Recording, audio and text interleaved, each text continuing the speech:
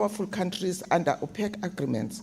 This is not just undemocratic, it is dangerous. We therefore call on the Mpumalanga provincial government and the Premier to engage with DIRCO urgently and request full disclosure on the implications of this deportation, provide clarity and public assurance to residents of Mpumalanga regarding any potential security risk associated with these developments. Honorable Speaker, South Africans must not be kept in the dark. They deserve clarity, they deserve safety, they deserve to know that their government is acting in their best interest. Siyacela emisini, sicela nje ukuthi nedi sibe sure sibantu baseMpumalanga ukuthi labantu abekho en route to South Africa and through the Mpumalanga borders. I thank you. Thank you, Honorable MEC. Well, thanks, Honorable Deputy Speaker, and we welcome the member statement from Honorable Mashiane. Well, I think it's an important matter, but it requires all of us, not only the state, because people are all over, the police and all the law state agency, they might not be everywhere. Obviously, America will do what they have done. We have taken note of what has happened, and of course, we'll cut against any criminalities coming to our country. But they will be arrested as well if they happen to be here. I can assure you. Thank you very much. Thank you, Honorable MEC. Honorable Grobler. Thank you, Honourable Deputy Speaker. I rise to deliver a member statement on behalf of the Democratic Alliance. Honourable Deputy Speaker, the Democratic Alliance in Mpumalanga calls for the blacklisting of a subcontractor who allegedly supplied inferior concrete for the construction of a reservoir at the infamous high-altitude training centre currently being built outside the eMakazeni local municipality. In the process, 70 million rand of taxpayers' money literally went down the drain. Honourable Deputy Speaker, through you, Honourable MEC, you are well aware of the subcontractor that was appointed and that this matter is in court. You are also aware that the subcontractor were provided with the specifications, but after the reservoir was completed, the strength of the concrete tested under the 25 megapascal. The question that we have, Honourable MEC, is what is the consequence of a company that fails to deliver the quality that government requests of it? The construction of the High Altitude Training Centre project was supposed to start in the financial year of 2012-2013. Up to this stage, nearly 300 million rand has been spent so far on the project, including the purchasing of land, feasibility studies, environmental impact assessment, and designs. But if one goes on site at eMakazeni now, this reservoir literally stands alone, and it looks like the project has completely been abandoned. Once again, we call on the MEC to pull the plug on this project, as it's way too expensive for the department and even for the entire provincial government. Thank you, Honourable Deputy Speaker. Thank you, Honourable MEC. Well, no, thanks very much, Honourable Deputy Speaker. And I welcome the member statement from Honourable Grobler. Well, look, the law is quite clear. If any service provider who doesn't do the work must be blacklisted, and will do so.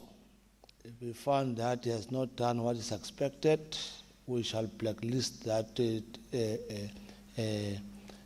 contractor, so that we don't perpetually making mistakes and make shallow work.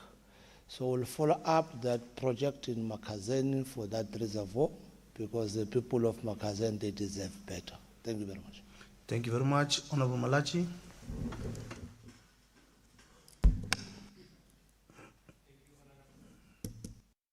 Thank you, Honourable Deputy Speaker. Greetings to your good self and the House. Honourable Speaker, just yesterday in this very August House, we sat and listened to the Honourable Speedy Mashilo table his policy budget and speech. We listened attentively, more especially when he spoke about the traditional leaders in the province, because we had thought he will give much details about traditional councillors. Honourable Speaker, you will recall that the Department of Coxstar recently instructed traditional leaders to prepare themselves and their communities for the election of the traditional council.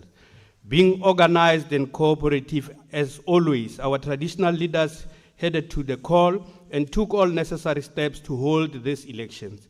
Those elections took place on the 4th of February 2025.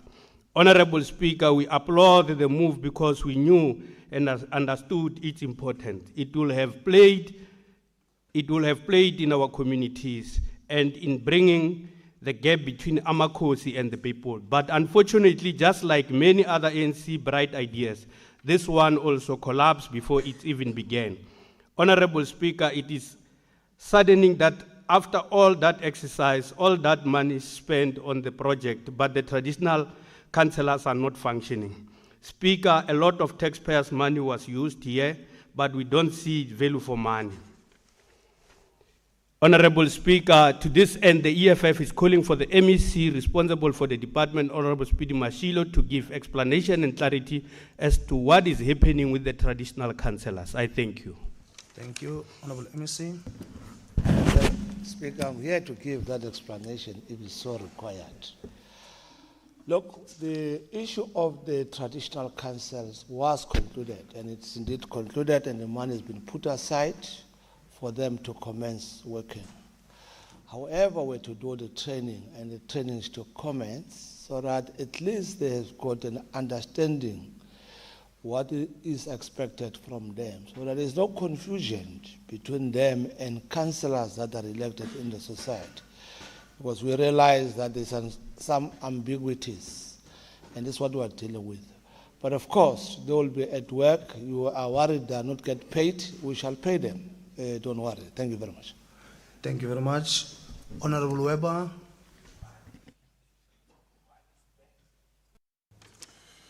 Madam Speaker, I rise to deliver a member statement on behalf of the Freedom Front Plus. I stand to discuss the issue of invasive alien trees in Mpumalanga province. These non-native trees, like berkwattle and shrubs, spread along roads and impact the environment and the economy. This is clear when driving to Delstroom, a destination for tourists seeking fly fishing and scenery. The trees clutter roadsides, reducing appeal for visitors. Tourism supports our economy, drawing visitors to South Africa and creating jobs. Mpumalanga has potential but faces challenges, including neglected landscapes, which slows recovery and limits appeal compared to other regions. Overgrown trees, views hinder ecotourism, reducing opportunities in hospitality. Farmers, especially small-scale farmers, face financial barriers in managing these trees. Removal requires labor, tools, and knowledge which many cannot afford, leading to harmed ecosystems, lower harvests, and threatened livelihoods. Guided by principles of environmental care, economic freedom, and community prosperity, the Freedom Front Plus calls for action. I propose allocating funds from provincial and national sources to clear these trees along these roads, working with programs like Working on for Fire. This will restore routes, boost tourism, support farmers, and create jobs. Let us act to preserve Mpumalanga's heritage. I thank you, Madam Speaker. Thank you. MEC. Thank you very much, Honourable Speaker. Greetings to yourself and the House at large.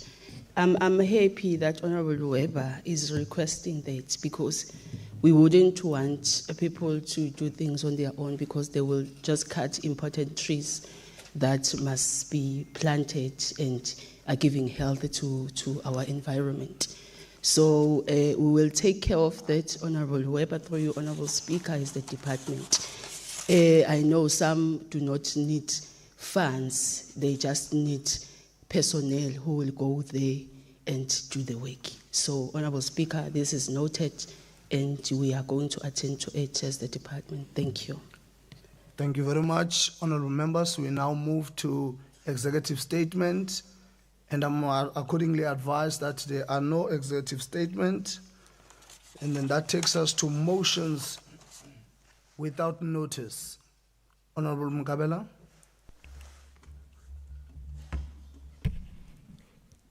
Thank you very much, Honourable Deputy Speaker, Madam Speaker. Haibo.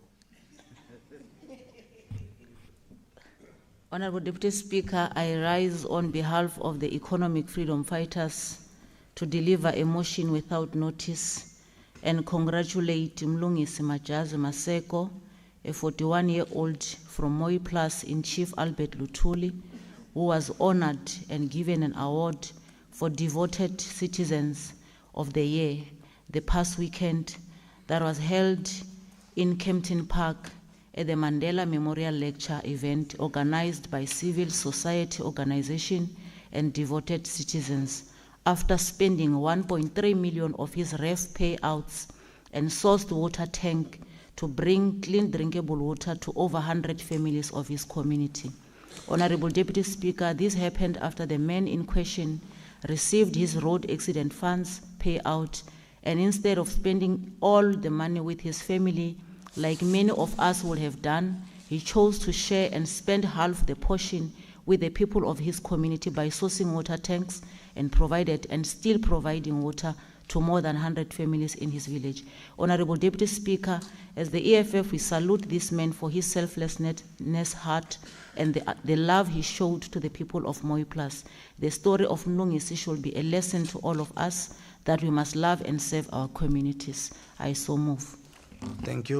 Members, and the question before the House is whether we Agreed. You must share with people. ANC. No, wait, Honorable members, I want to repeat. As the member statement has been presented, do we agree to adopt? Agree. So agreed. Honorable, yes. Thank you very much, Honorable Deputy Speaker.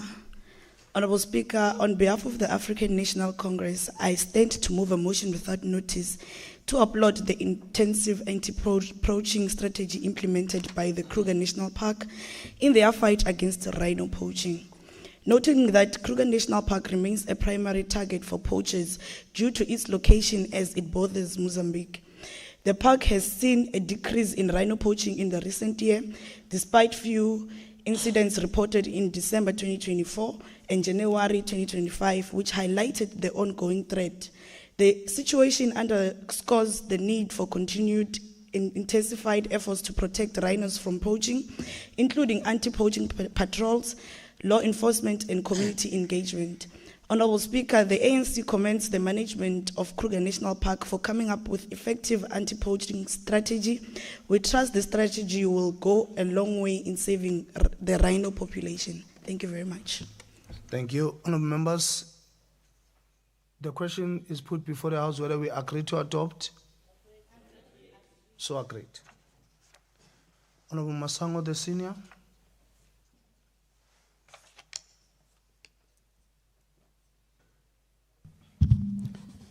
Thank you, Deputy Speaker. Honorable Deputy Speaker, I rise on behalf of the Democratic Alliance to deliver a motion without notice. Noting that 3 housing beneficiaries from Amsterdam in Kondo were robbed of their RDB houses and had their dignity infringed by some corrupt officials during their allocation of houses, and they now found themselves in the dark. Their names are Merika Makubu, who was born in 1937, Elfas Nkabinde, who was born in 1936, Olive Nhlengeto, who was born in 1968. Although their application were approved between 2013 and 2014, they have not been allocated their government house. Further noting that others have received their houses, they went to reapply, only to find their status showed that they have been allocated their houses in 2013-2014. A search by the DA also indicates their houses were allocated, with stands number shown in their documents. Also noting the ages of these beneficiaries, they should have been prioritized, but instead they were crooked. Honorable MEC, where is MEC now? You may proceed, Honorable. I will give you the documents, Speaker, because I don't want to show the documents because of the rules. So I'll give the documents to the Speaker. I therefore move that the Department of Costa investigate the matter. That's number one. Number two, the above-mentioned beneficiaries be allocated their houses in order for them to die in dignity and peace of mind as soon as possible. I so move. Thank you. Honourable members, the question before the House is whether we agree to adopt the motion. Agreed. So agreed. Honourable Ndabezitha Mahlangu Ndwanikosi. Angikulochise somlomo. Sekela somlomo. Gilochise ke nomholi wehwe lesibetha mthetho sempumalanga Khoshi Mashilo. All honorable members and the president of Contralesa present here and the deputy chair of the House.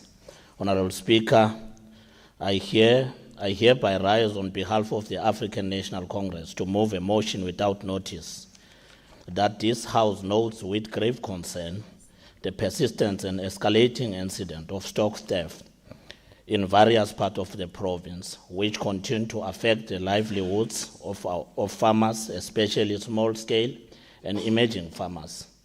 Noting that the Christmas South African Police Service recovered 14 sheep that were reportedly stolen from a farm on Saturday, July 19, 2025. Sekela Somlomo, we condemn in the strongest possible terms the criminal act of stock theft, which not only threaten food security and economic stability, but also contribute violence and lawlessness in our communities. Sekela Somlomo, we acknowledge the tireless effort of our law enforcement agencies, community policing forums, local farmers association in combating crime. We encourage communities to report suspicious activities and collaborate in the fight against stock theft, which undermines rural development and economic transformation. We reaffirm the ANC commitment to creating safer rural communities and protecting the agricultural sector as a critical pillar of our provincial economy. I so move, Somlomo. Thank you. Honourable members, the question before the House is whether we agree to adopt the motion. Agreed. So agreed. Honourable Grobler. Thank you, Honourable Deputy Speaker. I rise to deliver a motion without notice on behalf of the Democratic Alliance. Honourable Deputy Speaker, noting that in 2 municipalities in Mpumalanga, there is a disgrace happening to the residents with regards to service delivery. In Governor Mbeki Local Municipality, Ward 14, the councillor, Mr. Jabu Zwane, resigned on 28 May to the municipal manager. He also resigned on various public platforms such as radio stations subsequent to that. Likewise, in Emalahleni, Ward 26, Mr. BP Twala has been missing for more than a year now, and he's not servicing the residents of that ward. His salary has been suspended by the local council. The point of the motion is not to embarrass these two councillors or the ANC, although it is very embarrassing, but to say that residents of these wards are not serviced. I therefore move that since the local municipalities does not want to declare the vacancies, that the MEC of Coxta intervene and declare these vacancies so that we can have by-elections in those wards and get the residents served. I so move. Yes. Thank you. Honourable members, the question before the House is whether we agree to adopt the motion. Agreed. There is a no. Where's the no? Who's that? Who can do that? Can you start afresh? Okay. Let's start afresh. Mhlongo is really a leader. Honourable members. Can you start afresh, Speaker? Honourable members, no. But you cannot just say no without understanding. No. So you don't want us to raise the councillor. You're just saying no for nothing. No, ANC people must learn. What we must not do. You just come here to oppose everything that is coming from the opposition bench. Honourable Mkhabela, what we must not do. There's a vacant there. I'm calling order. You're saying no. Order. Go back to school again. Honourable Mkhabela, order. No, honourable members, what we must not do is to plug this chamber or sitting into an cumbersome situation. So don't have a potential, you raise a hand, you get noted. The question before the House is whether we agree to adopt a motion. Agreed. Only one no. Majority. Mkonyana, raise your head. Raise your head. Who's saying no? Clearly. Do you love the community? Mkonyana, Are you raise right your head. upstairs? You can't say no. So you don't want those councillors to be replaced. How can No, what exist without brother, the you don't trust? say Are you right anything. upstairs? There's two vacancies. You don't want them to be. Deputy Speaker. Chief Whip.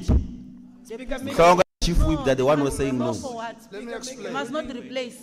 Honorable Mkabela, you are noted before you rise. Before you rise. Chief Whip, we're disappointed. Yeah, just wait, Honorable An Slibe. embarrassment. Honorable Slibe, just wait. Honorable members, Embarrassment to the people Honorable of Pumala. Slibe, don't do that. Senior as you are, don't do that.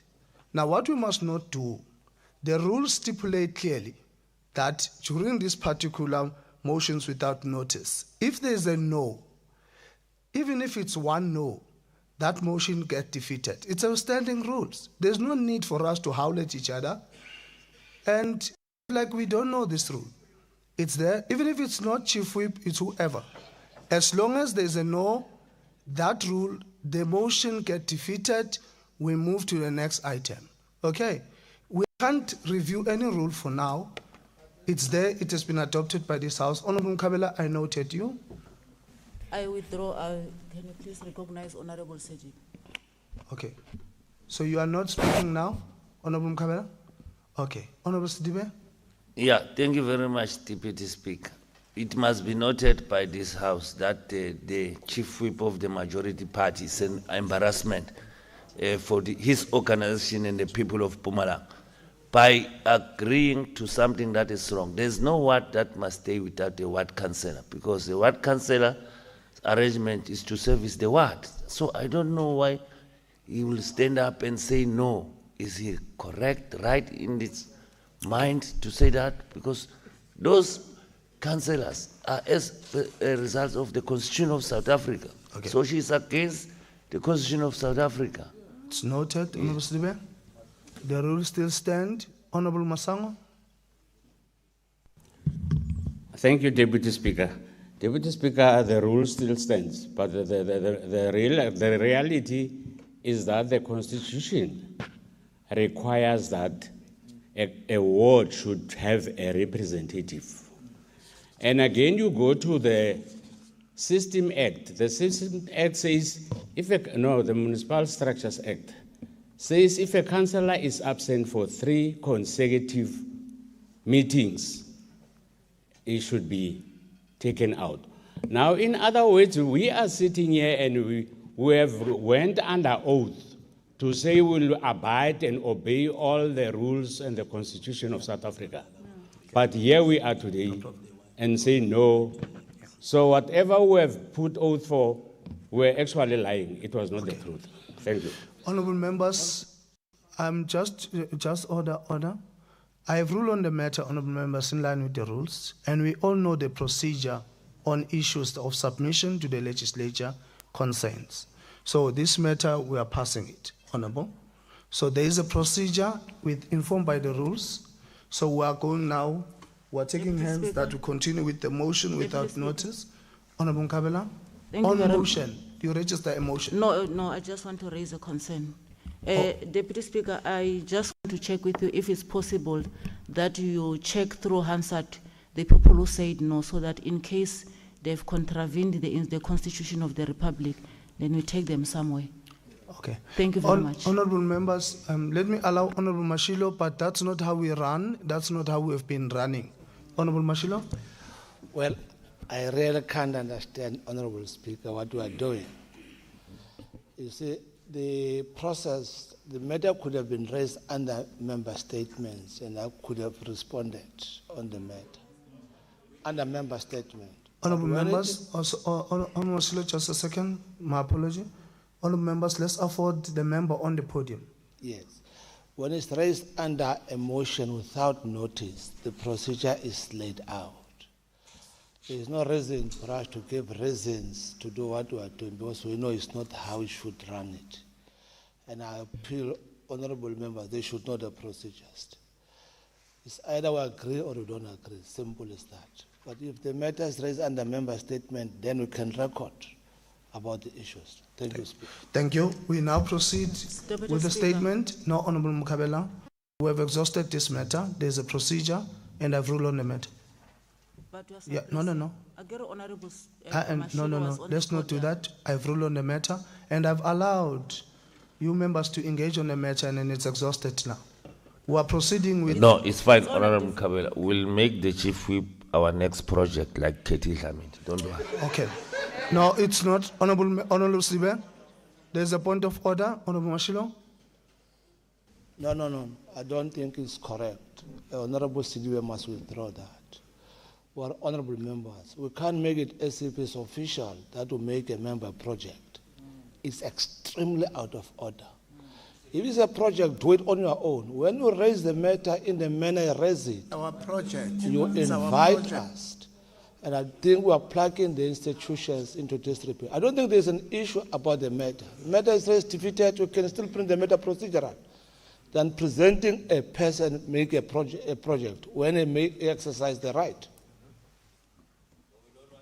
Thank you. Honorable members, it's a correct, Honorable MEC, Honorable Sidibe, that particular motion is wrong and it's not allowed. We are proceeding with a motion without notice. In an absence of any hand, it's an indication that we have concluded on this item. We so move. Now we are taking the notice without notice of motion. Are there any notices of motion?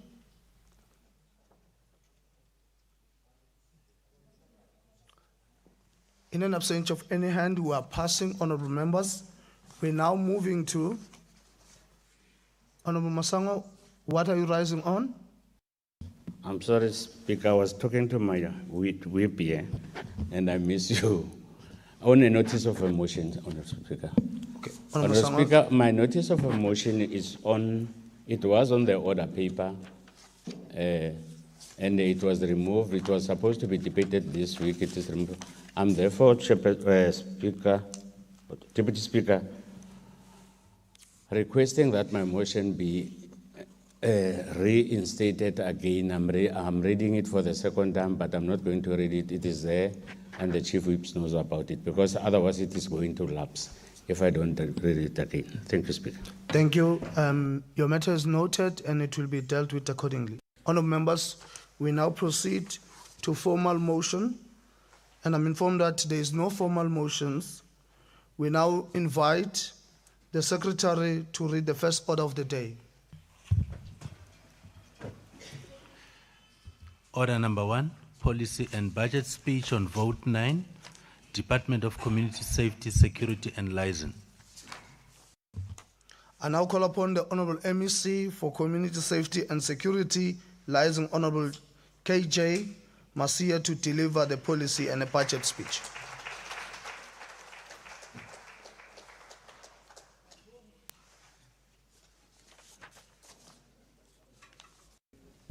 Uyivulile indlela.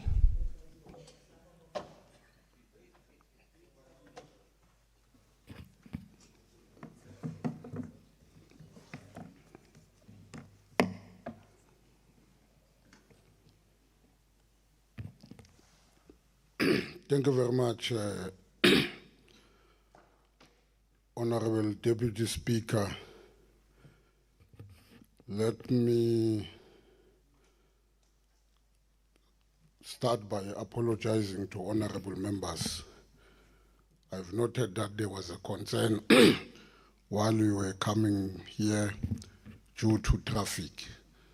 So we apologize on behalf of SAPS and the entire team of any challenges that you may have on that regard. We sincerely apologize on that. Honorable Speaker,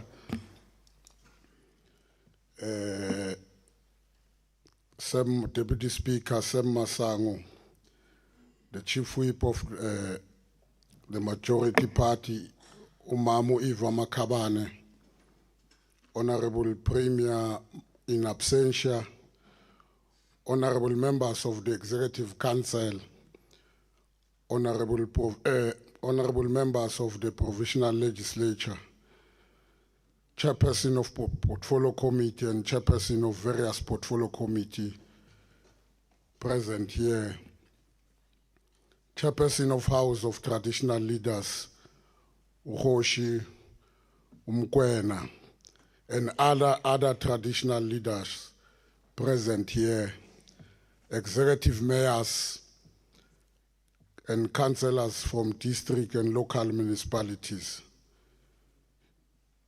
Director General Ms. Megis Kosana, and other heads of various departments present here.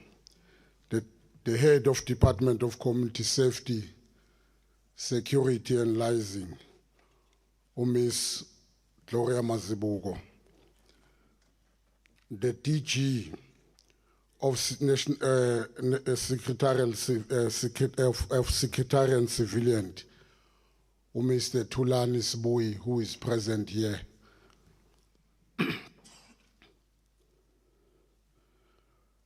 Acting Provisional Commissioner of South African Police Service, Major General Dr. Zef Mkwanas, Honorable Sidibe. It's Major General Dr. Zef Mkwanas. Yeah, not a lieutenant, it's General Zef Mkwanas. Deputy Provisional Commissioner General Srobela present here, and district commissioners from SAPS, leadership of governing party, the African National Congress, in absentia, the Provisional Secretary, and my boss, Secretary, Mr. Folas Sibui, whom I'm reporting to him. Representative from Labour Federations, distinguished guests, let me specially acknowledge also Nora Fagute, who is present here, our stalwart, and also my booty transport. You are also acknowledged. Members of the media and members of the public, ladies and gentlemen, Sanbonano. Madam Honorable Speaker, it is a great pleasure and honor for me to present to this august house and the people of Mpumalanga the policy and budget speech for the Department of Community Safety, Security and Liaison, Vote 9 for financial year 2025-2026. Honorable Deputy Speaker, Section 195 of the Constitution of the Republic of South Africa state that public administration must be governed by the democratic values and principles enshrined in the Constitution, including the following principle. A high standard of professionalism, ethics must be promoted and maintained. Efficient, economic, and effective use of resources must be promoted. Public administration must be develop-oriented. Service must be provided impartially, fairly, equitably, and without bias. People's needs must be responded to, and the public must be encouraged to participate in policy making, and public administration must be accountable. To this end, we understand the mammoth task we are faced with as a department. We have the responsibility of creating safer living conditions for all people in our province. We must take decisive action and heighten our endeavor to make a significant dent against the rising level of crime in our society. Centrally to our resolve is to address the level of crime in the province, and these are the resolutions taken by the previous Lekgotla of the Provisional Executive Council and the African National Congress Manifesto and the National Development Plan of 2030. The department's budget is aligned to a strategic priority number 3 of the medium-term development plan, which is building a capable, ethical, and developmental state.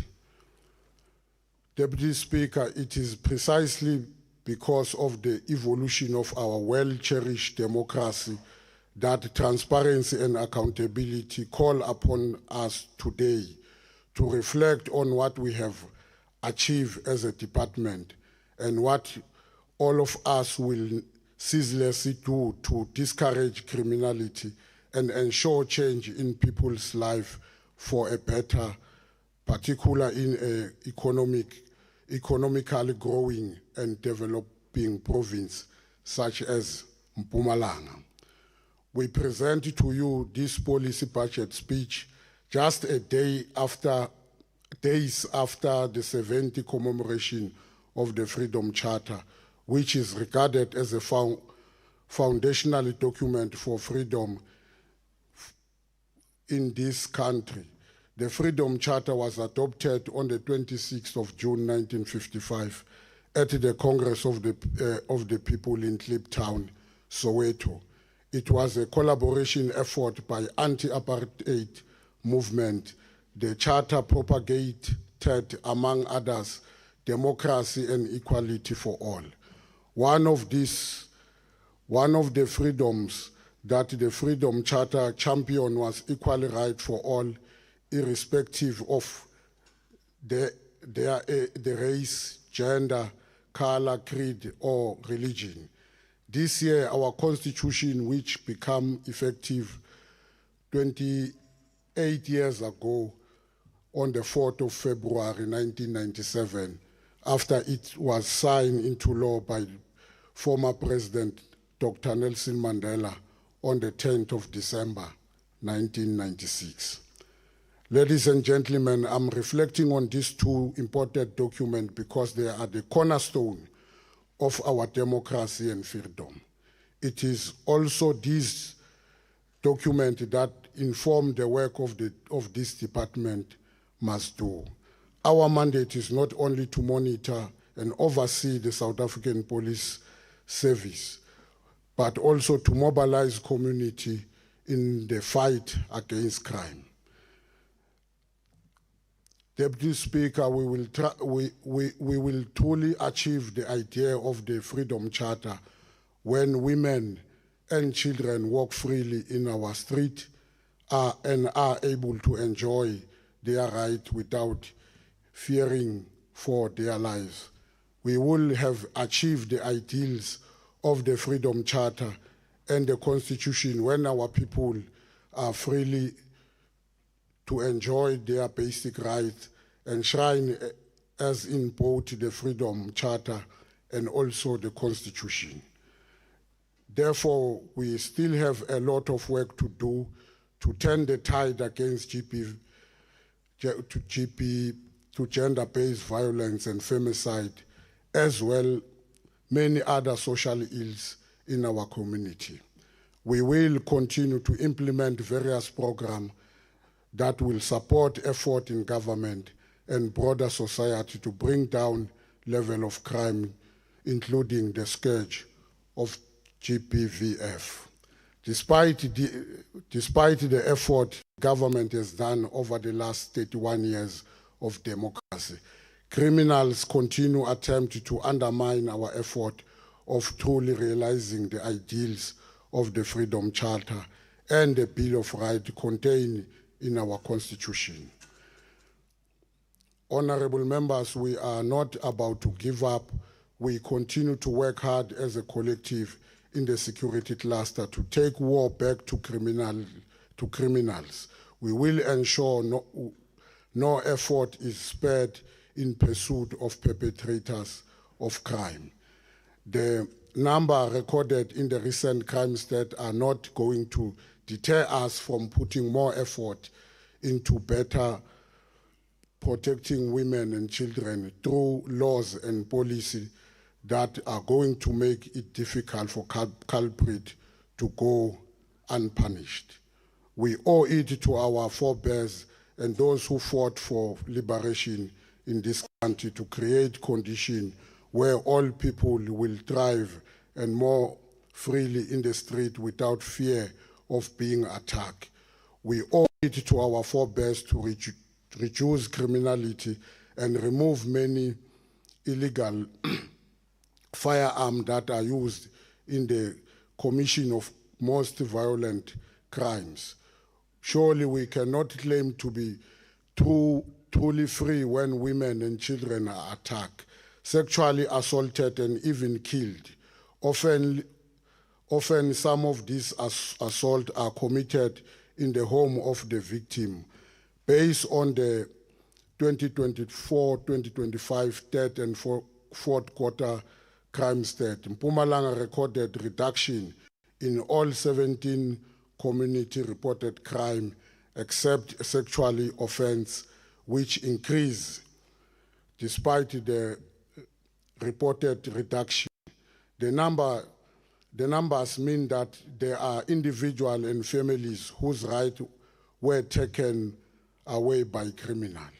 In the most cases, others pay with their lives.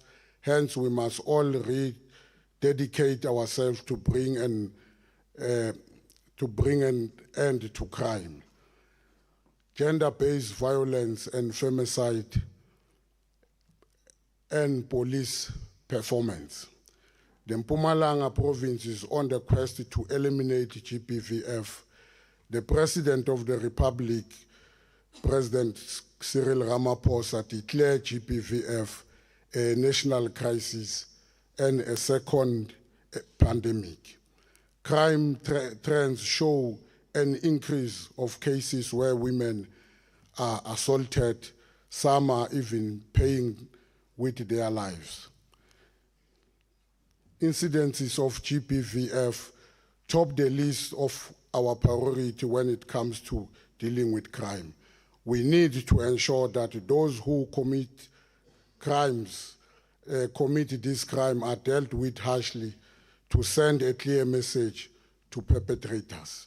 To intensify the fight against GBV pandemic, the Mpumalanga Premier, Honorable Mandla Ndlovu, launched a provisional GBVF structure in February 2025. Recently, the Mpumalanga Provisional Executive Committee approved the provisional strategic plan on gender-based violence and femicide, and appointed the GBVF Council to bolster the fight against GBVF. The Council is expected to develop an action plan for the implementation of provincial strategic plan on GBV, coordinate prevention measures, facilitate strategies, partnership with relevant stakeholders, and revise the plan periodically. Honorable members, the department will continue to support efforts to eradicate the scourge of GBVF through the 365 days of activism for non-violence against women and children, which is inclusive of the annually 16 days of activism campaign. We also continue to monitor the SAP's compliance with the provision of the Domestic Violence Act. Last year, we launched the 16 days campaign at Elukwatini in the Governor Mbeki local municipality. The province implemented a multi-stakeholder 90 days action plan in May this year. The plan was developed to implement plan aligned to key focus areas of the integrated crime and violence prevention strategy, which was approved by Cabinet and remain one of the apex strategy intervention in our sector to reduce violence and crime in a holistic approach. We are proud to report that the province has made significant strides in the implementation of the plan in terms of the arrest, conviction, and awareness campaign, which will surely reflect a reduction in crime statistics soon. Honorable members, the 90 days action plan was used to intensify the awareness of GBVF and accelerate cases that were slowly in affecting arrest and processing perpetrated through the proper channel of justice. The 90 days action plan was anchored on the following objective: stabilize and reducing cases of GBV through targeted law enforcement, increase awareness, community engagement, and reporting of incident of GBVF, improve victim support services, enhancing the SAPS response and visibility, fostering multi-sectoral collaboration in the fight against GBVF. During the course of 90 days, the SAPS in Mpumalanga conducted a total of 3,924 awareness campaigns. The summary of the campaign are as follows: crime against women and children, 286. Domestic violence, 602. Drug abuse, 119. Sexual offenses, 286. Substance abuse, 258. Community safety, 1,483. Youth, 288. School safety, 332. Road show and street imbizo, 142. Media engagement, 128. Honorable Deputy Speaker, between the month of May and July 2025, SAPS effected 2,316 arrests as a result of crime committed during the course of the 90 days campaign. The following categories of crime resulted into the number of arrests effected: on rape, 181, sexual assault, 38, assault GPH, 1,137, assault common, 634, domestic violence and transgression, 132, attempted rape, 6, sexually offense, 5, kidnapping, 30, murder, 149, child abuse, 4. These are stats committed within the 19 days that was activated for the campaign. It shows that this is the reflection, honorable member, of our society, what we have become as a society. Within this very same period, between May and July 2025, the following convictions were handed down by various courts in the province. Charges: in Piet Retief, 3 rape charges. They've got 3 life sentences. Secunda, 4 rape, 4 life imprisonment. And Secunda, Kwaggafontein, 2 rape, 2 life imprisonment term. Standerton, rape and burglary, 25 years in prison for rape, 10 years for assault, 60 days for burglary, 4 years for kidnapping. KwaMhlanga, rape and common robbery, 20 years imprisonment for rape, 12 months for robbery.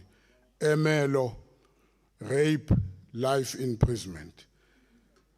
Honorable Speaker or Deputy Speaker, on this note, I would like to applaud the Acting Provincial Commissioner, Major General Dr. Zef Mkhwanazi, and his team for their hard work and dedication and commitment in ensuring that the people of Mpumalanga experience peace and comfort in their home and businesses.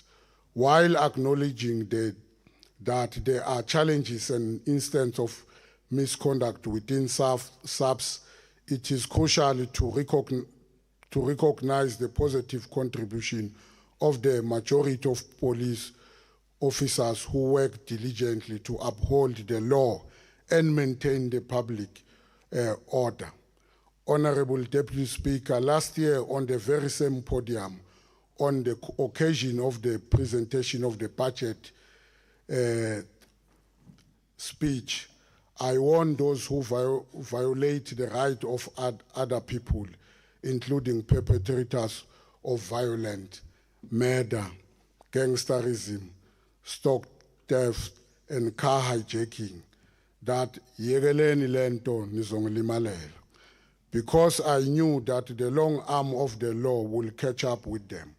The police officers conducted a thorough, meticulous investigation, leaving no stone unturned.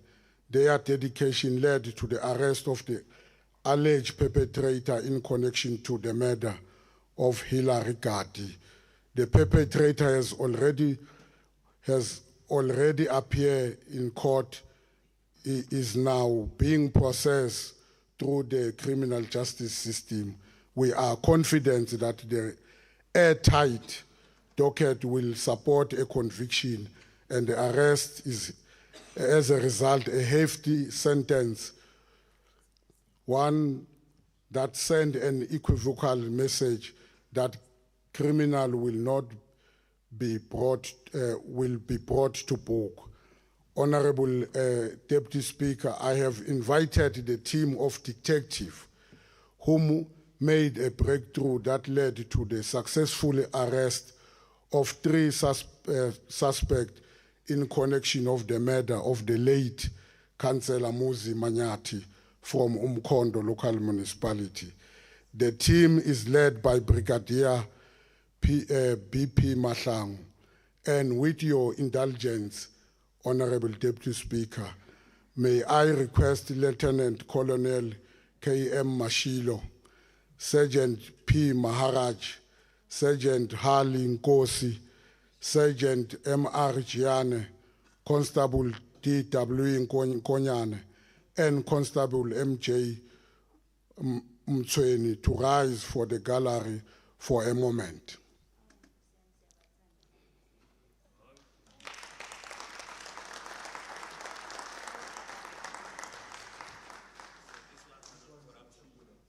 Thank you very much.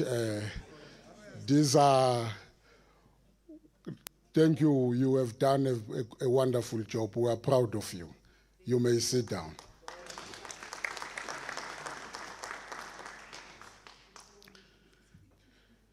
The wheel of justice are turning in Mpumalanga.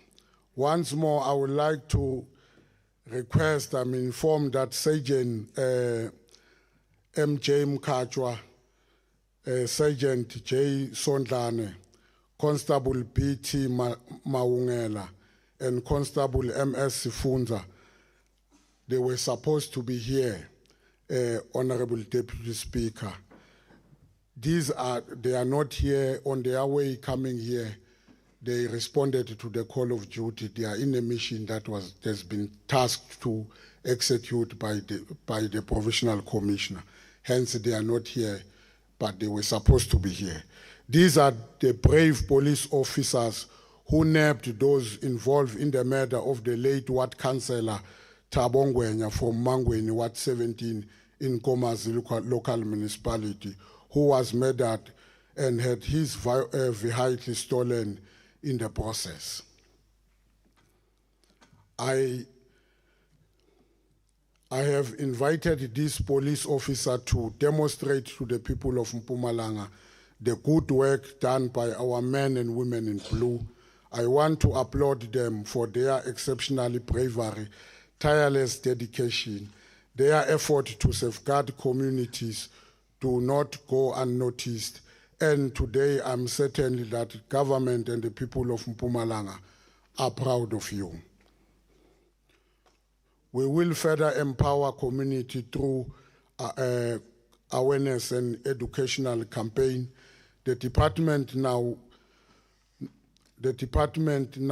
conducted door-to-door interaction on GBVF with identified communities, and this assist the victim and survivors to speak out freely, unlike when they are in the large gathering. Deputy Speaker, let me deal with Program 1, that is the administration of the department. The Program 1 has been allocated an amount of 195,254,000. Honorable members, I wish to express my gratitude to the Honorable Premier Mandla Ndlovu and his executive for enabling the appointment of the accounting officer for the Department of Community Safe. Accounting officer assumed her responsibility on the 1st of November 2024. Last year in August, we undertook to recruit 1,200 crime prevention wardens to enhance already existing crime prevention effort. We are proud to announce that the crime prevention warden were recruited and are already assisting with crime prevention in various police precincts and crime hotspots where they are deployed across the province. I would like to implore the CPF to refrain from criminality, as this will undermine the intended outcome of the project. Honorable members, 95 young people successfully completed the 12-month basic training law enforcement learnership program towards the end of last year. The training were subsequently appointed as provincial inspector in January 2025. The department is committed to address structural unemployment by affording the unemployment youth an opportunity to increase their unemployability. To this end, 1 of 4 more provincial inspectors will be appointed in the current financial year, as they are currently undergoing training at the Mpumalanga Traffic College. Honorable Deputy Speaker, still on recruitment, we are happy to report that 108 critical posts that were earmarked for filling, 100 posts were filled in 2024-2025 financial year. The remaining 8 will be prioritized and filled in the current financial year 2025-2026 as part of the 2022 posts that will be advertised. This year, the department will place 60 unemployment young graduates in a 24-month internship program. This will equip them with necessary practical experience and skill to enable them to gain meaningful unemployment upon completion of the program. The department aims at creating and supporting a culture of learning which will help employees to achieve departmental outcome and extend their knowledge and competency to enable them to do their work effectively while increasing job satisfaction. This will only be achieved by providing access to learning resources based on careful assessment of the needs and principles of gender parity. We are pleased to report that the department is currently standing at 40% on women representation in senior management service, and that in terms of the employment equity. We are convinced that the national target of 50% gender representative is within reach. We have also attained 2% of employment of people with disability at all levels. Furthermore, as part of the strengthening compliance and working towards improving audit outcome, the department will fully implement recommendations made by the Audit Committee and Risk and Ethics Committee. Civilian Secretariat for Police, that is Program 2. The program has been allocated an amount of 120,229,000 for the current financial year. We wish to report that in 2024-2025 financial year, the department implemented various programs to enhance safety community while mobilizing them in the fight against crime. These include 54 educational awareness campaign, 4 integrated crime prevention initiative, 365 days of activism for non-violence against women, children was implemented, community outreach and public participation in 3 regions. In line with the constitutional imperative to monitor and oversee SAPS, we monitored 63 police stations on police compliance. 60 police stations were also monitored on compliance to provisions of the Domestic Violence Act. We are realigning the organizational structure in accordance with the structure of Civilian Secretariat for Police Service. Once the structure is approved and fully funded, we will work towards filling the vacant post. We have reconfigured personnel allocation within monitoring and evaluation in order to enhance monitoring and evaluation of police stations in the current financial year. This will ensure that all 90 police stations in the province are monitored effectively. The budget allocated will go towards providing tools of trade and support for community police forum and community safety forum. The allocation will also fund social crime and educational awareness program in various communities across the province. Honorable members, we will, on the other hand, continue to implement various programs to enhance safety in school through integrated school safety awareness, campaign and random search and seize in various identified schools across the province. Over the last financial year, many weapons and unwanted items were seized from the schooling environment. We also believe that with our effort to fight and prevent crime, a positive impact will made towards enhancing the culture of learning and teaching in our school. The Provisional Crime Prevention Strategy was approved by the Executive Council in December 2024. The strategy will serve as a guiding document and a framework for the integrated approach to combating crime in collaboration with stakeholders and role players. The strategy also includes protocol for supporting victims of GBVF.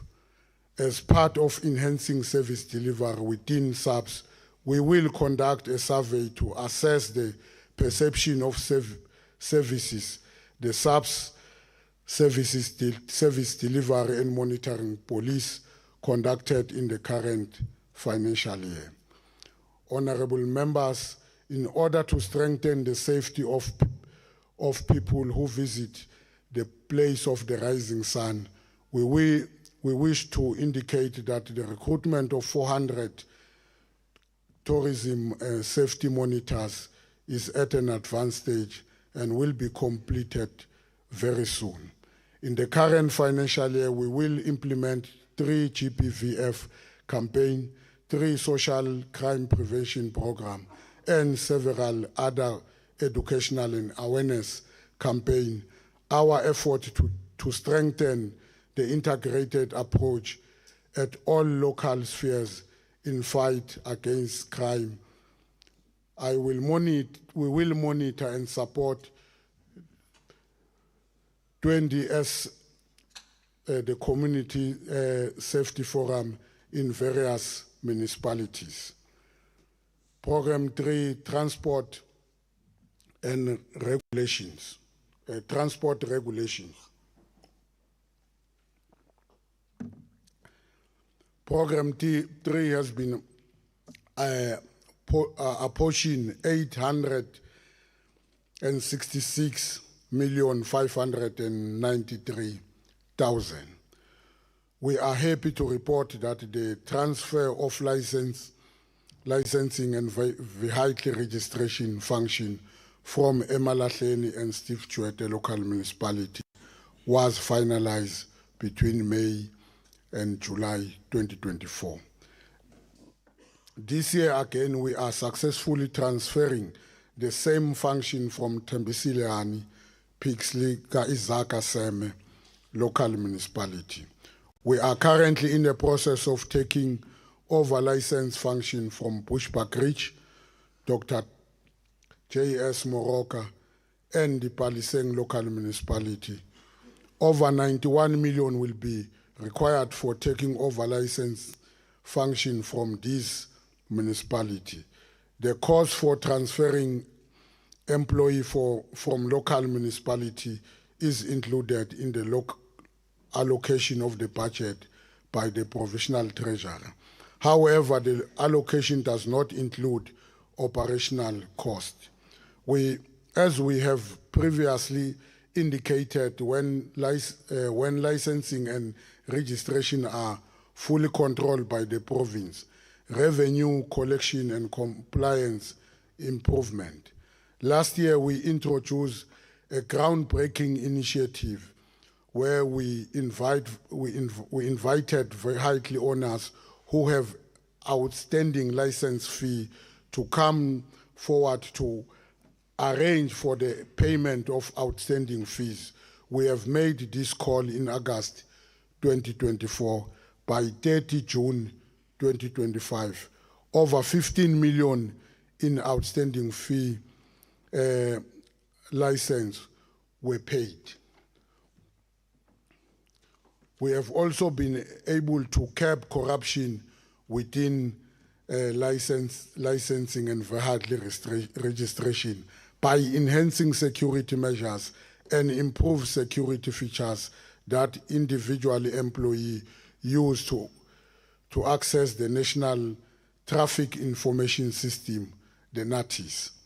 The improvement, the province experienced number of fraudulent transactions carried out in numbers of licensing centers.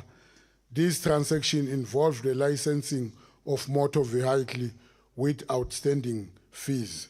Upon detection, the province took corrective measures by cancelling and reversing the transaction, as well as placing administrative mark on all affected vehicles. This action ensured that revenue lost to irregular licensing will be recovered.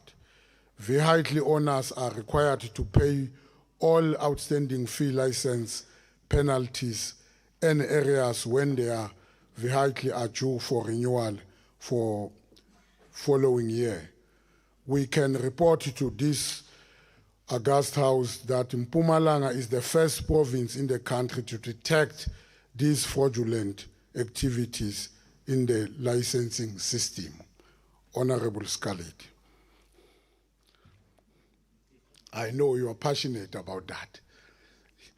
So we have implemented various road safety initiatives in the previous year in collaboration with various stakeholders, and these include 167 companies who mostly sponsor road safety education campaigns such as road safety debate and participatory education techniques. We would like to thank our sponsors who donated prize and transport participant to the road safety education finalists that were held in Mangaung in September last year. Other companies also sponsored equipment and tools of trade for traffic law enforcement, among others. We remain truly grateful to these companies individually and entities who choose to become responsible corporate citizens by giving back to community and partnering with us in promoting road safety. Road crashes remain a challenge for the province and the country. In the last financial year, road accidents increased by 50 because the province recorded 5 out of 951 crashes compared to 5,901 crashes in the 2023-2024 financial year. We also recorded 1,447 deaths for the 2024-2025 financial year, while 1,007 people lost their lives due to road crashes in the 2023-2024 financial year. This represents a decrease of 40 cases. The decrease may predicate to the collaboration among law enforcement structures, including municipalities, private sector, in companies. In December 2024, I convened a Minimac meeting in Kangala region to sponsor a view to our municipality to join forces with the provisional government in ensuring a safer festive season in our road. To this end, I wish to thank the executive mayors in our province, the MMCs responsible for the department, to ensure that our agreement is implemented. I hope that we will continue with this collaboration to create a safer and crash-free Mpumalanga road in Mpumalanga.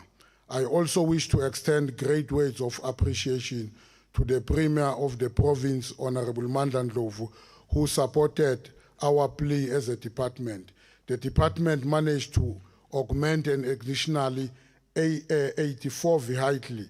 These vehicles play a significant role in enhancing law enforcement visibility on our road. In the current financial year, we will continue to enforce traffic law enforcement and road safety educational program. These include the following: 2,308 speed operation, 42 case, 78 roadblock, stopping and searching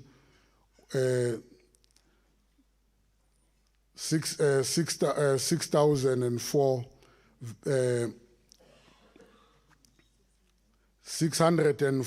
446 vehicles, road safety debate and rest stop, among others.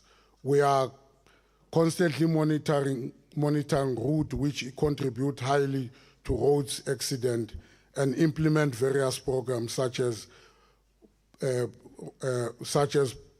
block patrol and static road block on certain route. Program for security management. Security management has been allocated 961,948,000 as part of dealing with corruption, and the department conducted security awareness and vetting. The allocation budget of the department for 2025-2026 financial year has been allocated as follows. As I've indicated, Program 1 has been allocated 195,254.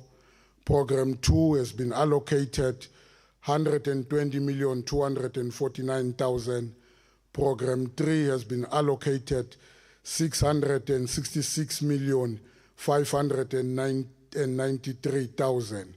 Program 4 has been allocated 961,984,000.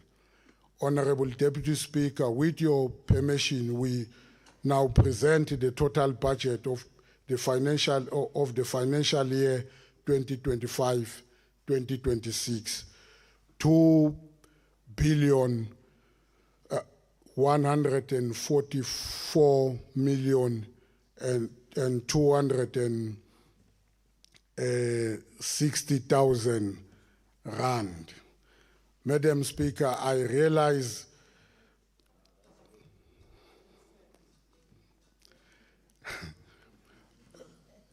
Deputy Speaker, I realize the strategic objective and priority set by the policy budget vote.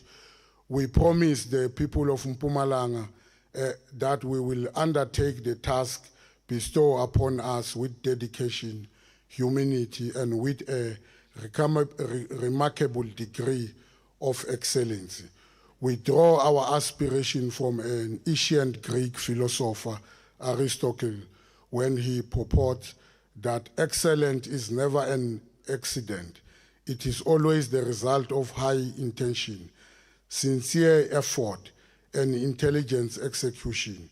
It represents the wise choice of many alternatives. Choice, not chances. Determine your destiny. I would like to express my gratitude to the Honorable Premier, the Executive Council, the Portfolio Committee, Chairperson, and the entire committee, Honorable Life Mnini, the Community Safety, the African National Congress, the Justice Crime Prevention Cluster, the head of the department, Umam Gloria Mazibugo, the Acting Provisional Commissioner of SAPS, Major General Zef Mkwanazi, the management, as well as all the team members of the department for community safety, security, and licensing, and the SAPS community for the guidance and support, commitment towards ensuring that one day we will have a crime and road crash-free province. I will also like to affirm my commitment to work harder to contribute towards making Mpumalanga a crime and road accident-free province. Our people deserve better. Women and children, the elderly must be protected by all. We will take the war back to criminals, and they should not be allowed to drive. They should instead be donated to correctional facility if they are not prepared to coexist peacefully with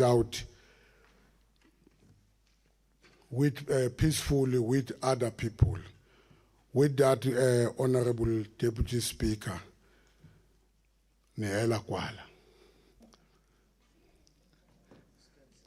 Nehela Kwala, Deputy Speaker.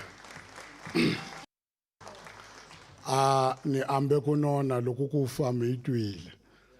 Thank you very much. I thank you.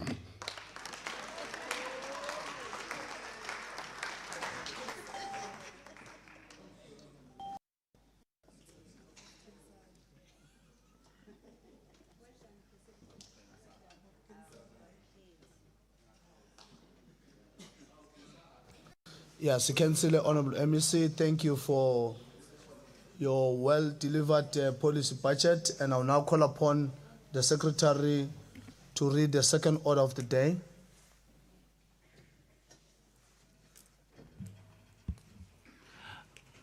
Order number 2, consideration and debate on a report of the Portfolio Committee on Community Safety, Security and Liaison, Vote 9, Department of Community Safety, Security and Liaison. I now call upon the Chairperson of the Portfolio Committee on Community Safety and Security and Liaison, Honorable L.R. Munini, to table the report. Thank you, Deputy Speaker, for the opportunity, and good morning.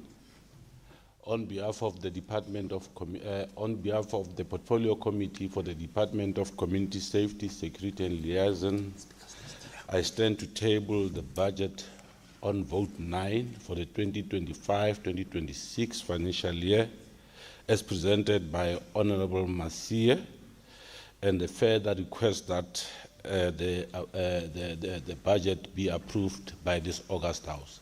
I thank you. Thank you, Honorable Nini. We now move to the list for the debate for this budget, vote 9. Before me, I have a speakers list. I will now call upon Honorable L.R. Munini from the ANC, and you are allocated 8 minutes.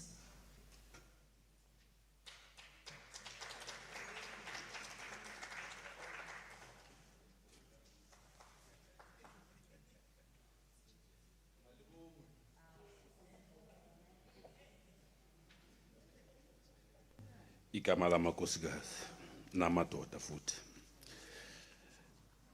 Honorable Speaker, I'm fully aligned to the protocol as sufficiently outlined by the MEC who spoke before me. It's safe to say all protocol observed.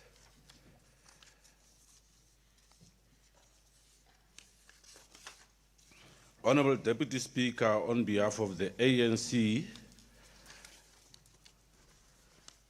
I stand before this August House to advance a debate in support of the budget vote 9 on the Department of Community Safety, Security and Liaison as presented by the Honorable MEC Jackie Masia. This budget vote is tabled during the month in which we commemorate our hero and icon, the late Dr. Nelson Mandela, the former president. As one of the architecture of our freedom and democracy, we are guided by his legacy and great leadership. In this regard, we commit ourselves to his ideals which he had fought for, and recall that he was hounded and incarcerated for 27 years so that we can stand here today and proclaim that South Africa indeed does belong to those who live in it black and white. In our midst today, Honorable Deputy Speaker, we have some of our everyday heroes, the men in blue, the men and women in blue, also our traffic officers who makes our lives better. That includes the crime wardens. We would like to send our special greetings to them, and that we are very proud of the work they do every day. Honorable Speaker, in 1992, the ANC asserted in its Ready to Govern document that our role is to achieve better policing and an efficient criminal justice system with the involvement of our people in the fight against crime, and to mobilize the refurbish the moral fabric of our South African society.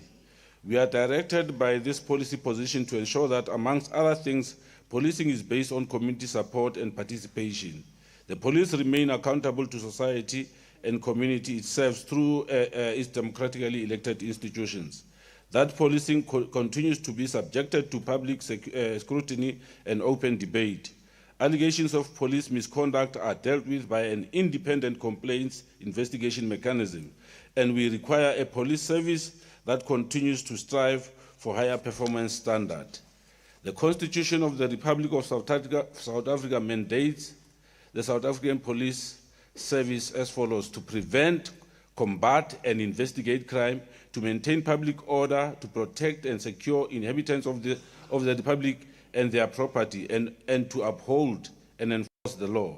We commit ourselves to these ideals, furthermore take stock of the journey that has been traveled thus far, and importantly, we continue to interrogate what needs to be done moving forward. Honorable Deputy Speaker, we are comforted today the Honorable MEC dedicated enough time to discuss before this August House key operations and successes registered by the South African Police Service, including arrest of suspects involved in what is normally called political killings. We are fixated that this budget exhibits a commitment from the side of the department and its executive authority in fulfilling the mandate of Section 206, subsection 3A to E, that each province is entitled to the following: monitor police conduct, to oversee the effectiveness and efficiency of the police service, including receiving reports on the police service, promote good relations between the police and the community, assess the effectiveness of visible policing, and lastly, to liaise with the cabinet members responsible for policing with respect to crime and policing in the province. It is worth noting that the department's budget has been prepared with concrete plans to realize what the National Development Plan envisaged when it states that the police must work closely with the communities and forge partnership among the different organs of the state to ensure that root causes of crime and criminality are addressed before they pose a major threat to society. Honourable Deputy Speaker, community involvement in critical aspect in crime prevention and combating. It is therefore recommended that the department empowers all its community-based structures, such as CPFs, community safety forums, known as CSFs, street committees, and patrollers team to encourage and strengthen community participation in the fight against crime. We further encourage the department's plan to roll out programs to enhance safety of communities while mobilizing them in the fight against crime.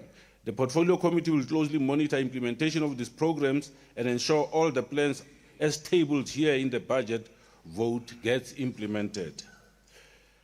Whilst we note the strides made, the commitment to address crime, we commend the department and SAPS for the reduction of crime in all the 17 categories during the period January to March 2025, and we led the country here.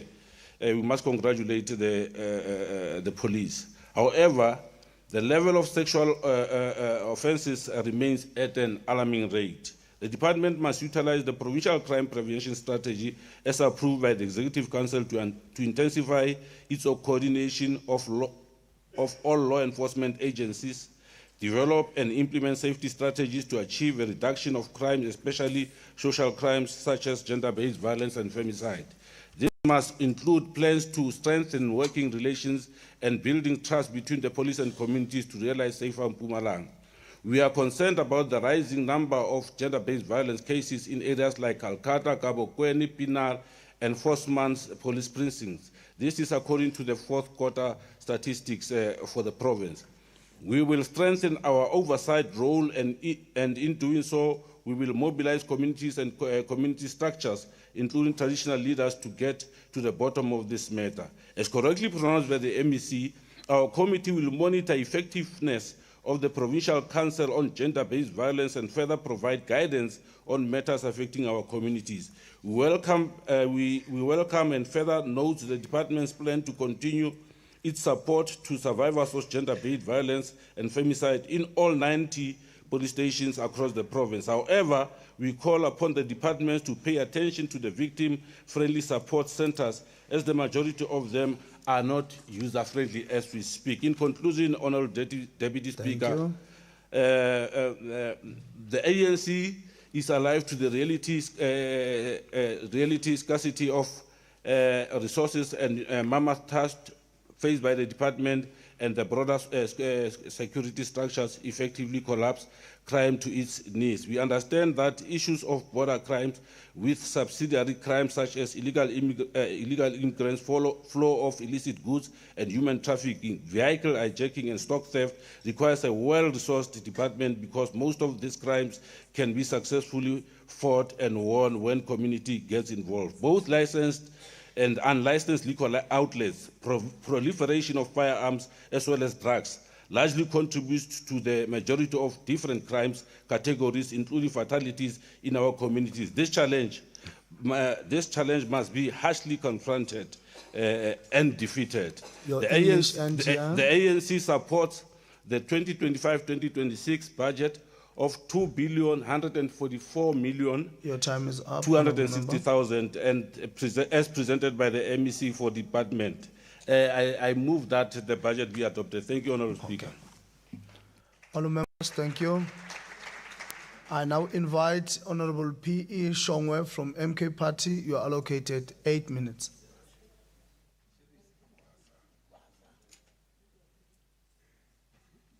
Thank you, Honourable Speaker, members of the legislature, community members in attendance, all progressive leaders of Umkhonto we Sizwe Party and ground forces. Bondabezitha, Sanbonani, good morning. Honorable Speaker, looking at the budget allocation made by the department, one gets disappointed to see that the safety and security of Mpumalanga citizens is taken for granted. If you think of the numerous challenges faced by the Department of Community Safety, Security and Liaison, you then begin to understand the challenges, effects on the department's effectiveness in ensuring the safety and security of Mpumalanga citizens. Some of the key challenges include the following: inadequate resources. In terms of Pillar 7 of Umkhonto weSizwe Party, which addresses the issue of reclaiming safety and security, Umkhonto weSizwe Party notes the insufficient funding, shortage of personnel, and lack of equipment hinders the department's ability to respond to safety and security concerns. Looking at the ever-growing population in Mpumalanga, the department would have considered increasing the budget. The population of Mpumalanga is currently standing at plus minus 4,938,000. And the number of available police personnel in South Africa as a whole stands at 117,950 in South Africa as a whole. And the ratio stands at 1:423. This proves that the need for more police officers. This proves the need for more police officers. This compromises the effectiveness of each police personnel, including the response rates to each crime incident reported. As a result, one police officer is responsible for plus minus 200 to 400 dockets. Our men and women in blue are overworked, and this results in their safety being compromised. Border security and policing. As Umkhonto weSizwe Party, we would have loved to see more emphasis made in increasing security and policing in our porous borders, as this reflects that most of crimes committed emanates from the influx of foreign nationals and illegal immigrants due to poor border management. Crime prevention wardens. Umkhonto weSizwe Party welcomes the appointment of the 1,200 crime prevention wardens, but we are concerned about the insufficient training given to the crime prevention wardens. Due to the training deficiency, the crime prevention wardens are not effectively utilized in all areas of their deployment. They are now found languishing at times. Cybercrime. Honorable Speaker, we would have loved to see more efforts and funds directed to training our officers by empowering them to fight cybercrime. There has been a number of cybercrime incidents involving syndicates who are changing banking details and steal funds, and a number of ATM bombing which are never foiled, especially in Kangala region. This call for an increase of police personnel and resources, and more funding be directed to the South African Police Service Computer Crime Unit, the SAP CCU, to combat cybercrime. Condition of our police stations and facilities. The state of our police stations leave much to be desired. Most police stations are dilapidated. Some have no holding cells and lacks hygiene. Lack of hygiene is the order of the day in some of the police stations. Staff and vehicle shortage is a serious crisis in some police stations where oversight functions were conducted. We note with concern that these shortcomings still have not found expression in this budget vote 9. Again, Honorable Speaker, as Umkhonto weSizwe Party would have loved to hear emphasis made towards establishing a forensic laboratory in Mpumalanga in order to speed up forensic results. Honorable Speaker, we stand today in the shadow of a justice system failing our voters. Over 5,000 forensic cases backlogged in our province, rape kits untested, DNA evidences gathering dust, drug seizures unanalyzed, while victims await closure and crime perpetrators walk free. Honorable Speaker, forensic is not just science. is a swift for a grandmother robbed at gunpoint, a child awaiting paternity results, a family burying a murdered victim. In closing, Honorable Speaker, as Umkhonto weSizwe Party, we are left with no choice but to accept the budget and promise the voters out there that we will follow each and every cent spent. Those found to have transgressed and in implementing this budget will be held accountable, and disciplinary processes will be followed. I so move, Honorable Speaker. Thank you. I now invite the third speaker, Honorable MC Sidibe from EFF. You're allocated 6 minutes. Thank you, Progressive Deputy Speaker, and I will take the 2 minutes left by the MK to make it, and it's allowed. Hoshi Mukwena, the chairperson of the House of the Traditional Leaders here in Mpumalanga and President of Contralesa, Inkosi Yende, Deputy Chairperson of the House, Inkosi KM Kosi, Chairperson of Ehlanzeni, Major General Zef Mkhwanas, I think Mbizekahle, Honorable Masi. Yes. ANC stalwarts, Mam Nora Fagut.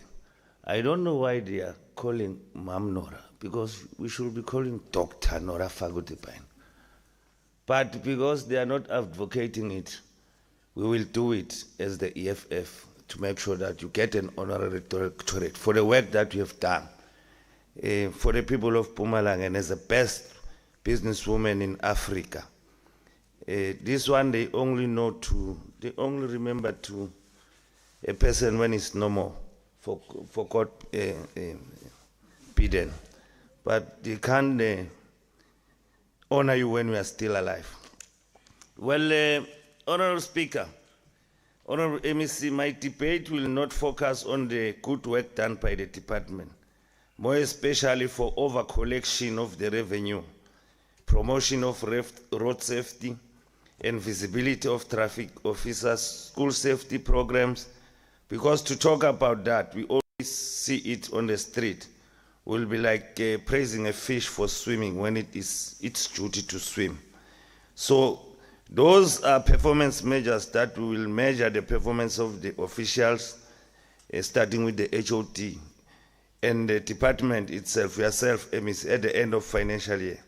So my debate will focus mainly on the integrated crime prevention and violence strategy, which aims to create safer communities across the province of Mpumalanga, because the safety of our communities lies with the department and the South African Police Services of Mpumalanga.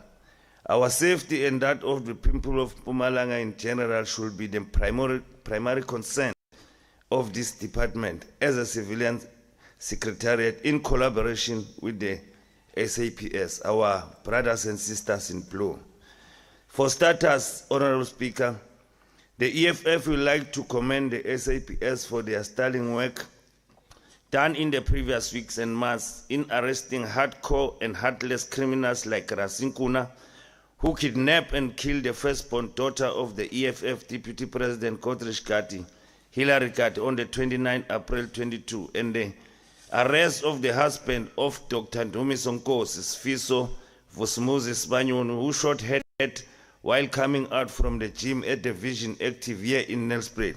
We also commend the SAPS for the arrest of 6 criminals who kidnapped and killed a journalist, Sbusiso Dlovu, from Gwamhlanga in Tembisileane and his girlfriend, Zodwa Mdluli. We also commend the good work and commitment shown by the investigation officers in this arrest of these cold-blooded murderers and encourage other detectives and IOs, investigation officers, to emulate these heroes and heroes in blue. Honorable Speaker, the reality is that the society no longer feels safe under the police nowadays, and they live to see another day by mercy of God because of the corruption in the South African police service and criminal justice system. The reason revelation of corruption in the police service by the capable, competent, to the par Provincial Commissioner of KZN, Lieutenant General Tlhatlha Mkhwanazi, has brought trust issues between the citizen and the police, and many people have come forward raising a lot of painful experiences and concern about cases of their loved ones which were made up and by some by known criminals in the townships and villages, but still roaming the streets without being arrested. Honorable Speaker, Honorable MEC and Acting PC, you must fight the rot and corruption in the SAPS first in order to be able to fight crime successfully and arrest criminals. Otherwise, you won't win the battle against crime, because you will be fighting crime with criminals masquerading as police or hiding under the police uniform. The collaboration between the police and criminals nowadays are not even afraid to take bribe from ruthless killers, rhino poachers, haze gangs, illegal mining, syndicates, zamazamas, etc. Honorable Speaker, Honorable MEC and PC, the rape victims are also crying loudly without being heard, as they see the uncles who raped them roaming the street freely because they are being released from prison cells due to delays of the DNA test result. The parents, siblings, and children of Dan Makutu, a 50-year-old in Gapogweni, are still waiting for justice. The parent, children of Dwayne Guyuza from Tulamahashi in Bushbuck Ridge, who was killed during the New Year in 21 December, are still waiting justice for their children. The murders, the racist murders of the two Toga brothers in Mkondo, who walked scot-free even when evidence against them was overwhelmingly, they are still reeling, Honourable Speaker, and the culprits were released because they are white. Your time is on. Thank you very much, Honourable Speaker. We support the budget to fight crime. Thank you. And create safer communities. Thank you. Honourable members, I now call upon Honourable T.S. Mavimbela from the ANC. You are allocated 8 minutes, ma'am.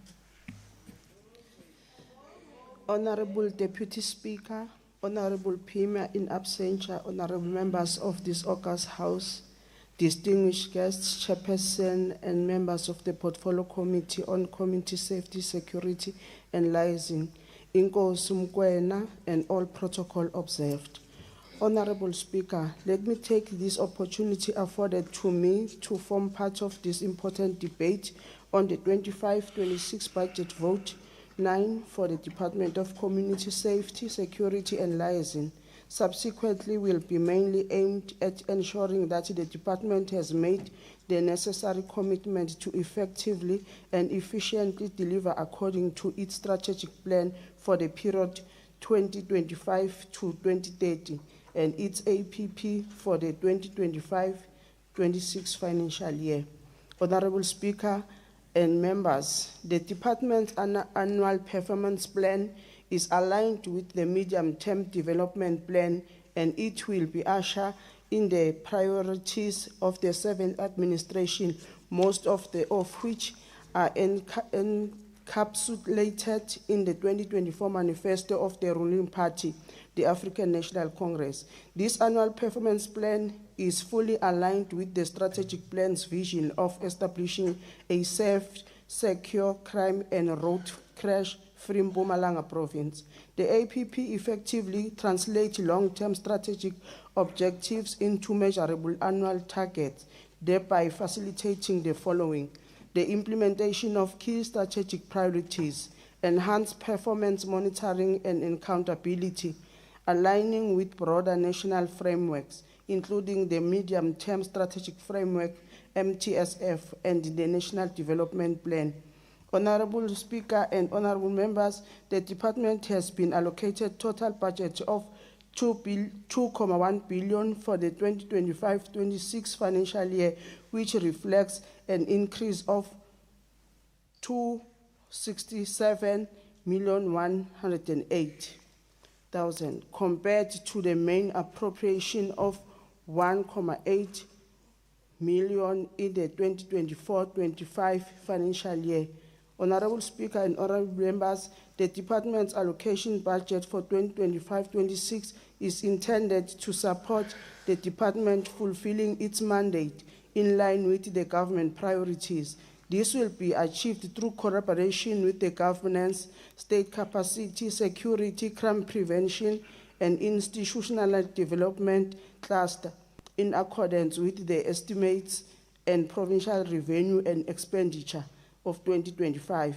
We noted that the department will prioritize the following key areas in the 25-26 financial year: strengthening community structures involved in crime prevention, such as crime prevention and community safety forums, which serve as vital grassroots mechanisms in combating crime; ensuring consistent implementation of the remedial audit action plans to improve audit outcomes; reviewing the organizational structure to ensure it is aligned with and capable of delivering the department's core mandate; enhancing the visibility of traffic law enforcement officers to serve as a deterrent to lawlessness on public roads, contributing to the reduction of road crashes; facilitating the departmental takeover of licensing services in the municipalities of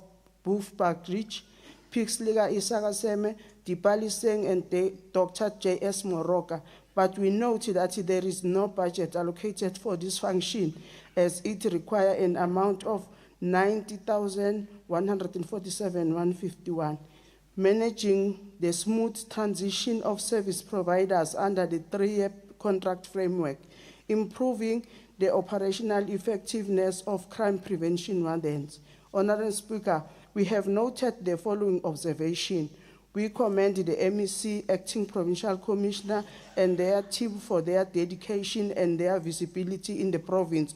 We noted the lack of sufficient office space for detectives and legal services within the SAPS provincial office. We also noted that the forensic laboratory continues to present challenges as the processing of results is significantly delayed, and these delays often lead to accused individuals being released while waiting for results, which can lead to the intimidation or distress of the victims.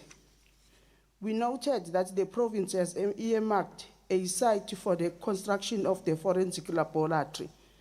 Honorable Speaker and honorable members, we are pleased that though there are budgetary constraints in some of the programs, the following have been observed in the 25-26 financial year of the department. The department will ensure the timely and transparent recruitment process for the 9 funded positions prioritized.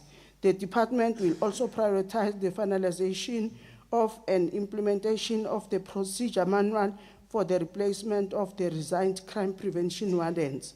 The department will provide a comprehensive report on the planned recruitment of additional staff to support community structures, that is CPF and SCF. Increased budget for the funding for the absorption of traffic law enforcement learners. That an amount of 15 million has been allocated specifically for overtime during the Easter and festive seasons. But we note, Honorable Speaker, that this allocation does not cover operations along the Libombo Port of Entry corridor, as the department is planning to implement a flexi-shift system for that route instead. That several road crashes produced as they have been reduced from 19 to 7, and that the traffic law enforcement program have increased the number of vehicles stopped and searched from 525,606 to 604,446. We welcome a comprehensive strategy developed to ensure effective integration of service between department and other stakeholders, particularly regarding the establishment of victim support rooms and gender-based violence facilities in police stations. We also welcome that the department is intensifying its social crime prevention initiatives which include measures to address gender-based violence, gang-related activities, school-based search and seizure operations, and livestock theft. A notable development is the planned increase in the number of police stations to be monitored, rising from 63 in the 2024-2025 financial year to 90 in 2025-26 financial year. Similarly, the number of police stations complying with the Domestic Violence Act Your time is is up, set honourable member. to grow from 60 to 90. I thank you. Thank you, ma'am. Thank you. We now move upon to speaker number 5, Honorable T.A. Sikaledi from TA. You are allocated 5 minutes. Okay. Ke a leboha, Sebui se hlomphehang. Let me ride on the established protocol. The province of Mpumalanga is a unique province which borders neighboring countries such as Eswatini and Mozambique. It is also a province blessed with mineral resources such as coal, gold, platinum, and coal, and chrome. These two major factors distinguishes it from other provinces who may not have a combination of the two. This means illegal mining and undocumented foreigners may cause a huge strain in our province's security efforts. With that being said, community safety strategies cannot be taken lightly. Mpumalanga is burdened by one of the highest youth unemployment rates in the country at 49.3% according to Stats SA's first quarterly report, alongside rising community unrest, a lack of trust in policing services, and increased incidences of violent crimes, particularly in vulnerable and poor communities. The protection of our communities is of paramount importance. And that is why we are concerned about the budget allocation provided for Civilian Secretariat. The Civilian Secretariat, whose role is to monitor police conduct, promote accountability, and build community police relations, received a fraction of the overall departmental budget. This is alarming, concerning rising public complaints about police inefficiency, especially in murder and rape cases. Widespread underperformance in SAP's detective work and community policing, of which has been observed as well in some of our oversights. The Secretariat's constitutional obligation and to conduct independent and oversight and promote transformation within SAPS. It is worrisome that we expect to monitor the entire policing system with virtually no investigative research or rapid response capacity due to insufficient budgets. The consequences of these budget gaps will be poor police accountability, where communities continue to suffer from police conduct, delayed responses, and under-enforcement, with no effective civilian mechanism to raise or resolve these issues. Other consequences of this budget gap in this program too will be wasted investment in policing, where billions are poured out into SAPS nationally and provincially, but without no robust civilian secretariat, there's no assurance of impact, fairness, or performance. Traffic law enforcement is under-resourced and overwhelmed. Mpumalanga faces road fatalities, reckless driving, unroadworthy scholar transport, and overburdened freight corridors. Yet, the number of trained, deployed, and equipped provincial traffic officers aren't enough. We need to stress the fact that the traffic officer's office is on the road. We need greater visibility. The budget lacks a scalable strategy for recruiting and upskilling traffic officers, particularly from the ranks of unemployed youth. Traffic officers often lack modern enforcement tools, breathalyzers, digital citation systems, real-time data connectivity, and mobile vehicles as well. Security services remain fragmented and lacking strategic impact. Security contracts are often outsourced without accountability or contribution to economic development. There is no provincial framework to ensure that security personnel at government buildings, public venues, and public transport hubs are trained in public engagement, gender-based violence response, and basic de-escalation crisis management, which are very critical for security. This security workforce is treated as a line item rather than strategic safety resource. Safety and economic growth go hand in hand. If people do not feel safe, they will not invest. And if people do not invest, the unemployment rate within the province will increase, thereby increasing the greater crime rates within the future of this province. We will continue to highlight these issues and providing corrective measures, MEC, within our portfolios as we look towards a safer and brighter province of the rising sun. I thank you, Deputy Speaker. Thank you very much, Honorable Skaledi. We now call upon the Speaker number 6, Honorable W.L. Weber from FF Plus. You are allocated 3 minutes.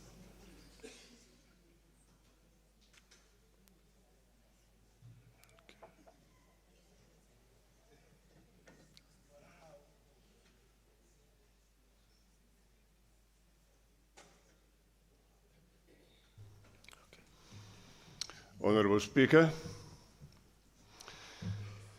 the Honourable MEC is a most respected person. I personally have a very friendly relationship with him.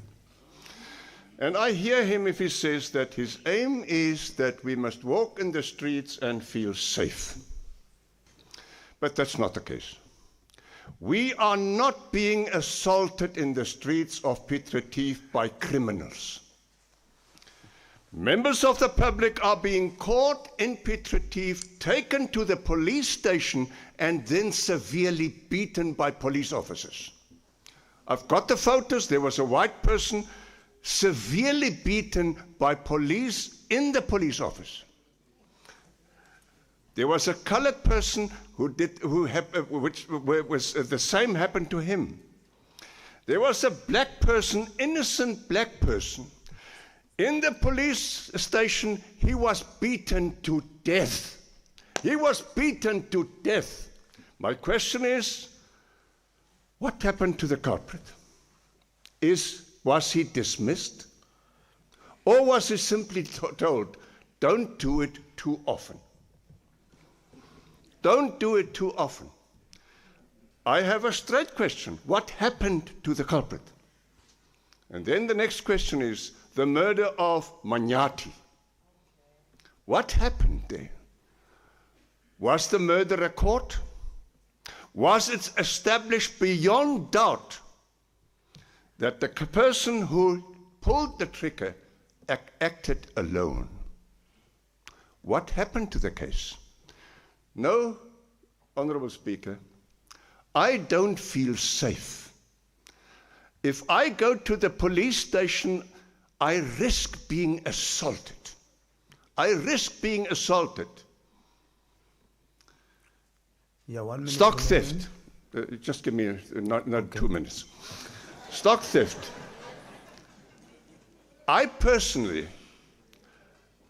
lost more than 100 cattle in 1 year. In 1 year. The salary that I earn here doesn't even compensate for what I have lost. And nothing has happened. Nothing has happened. No, Honourable Speaker, I don't feel safe, but I am sure that the Honourable MEC will take what I've said not too lightly, and I trust in him. I am prepared to support the budget, but only on the condition that you hear me. I thank you. Yeah, but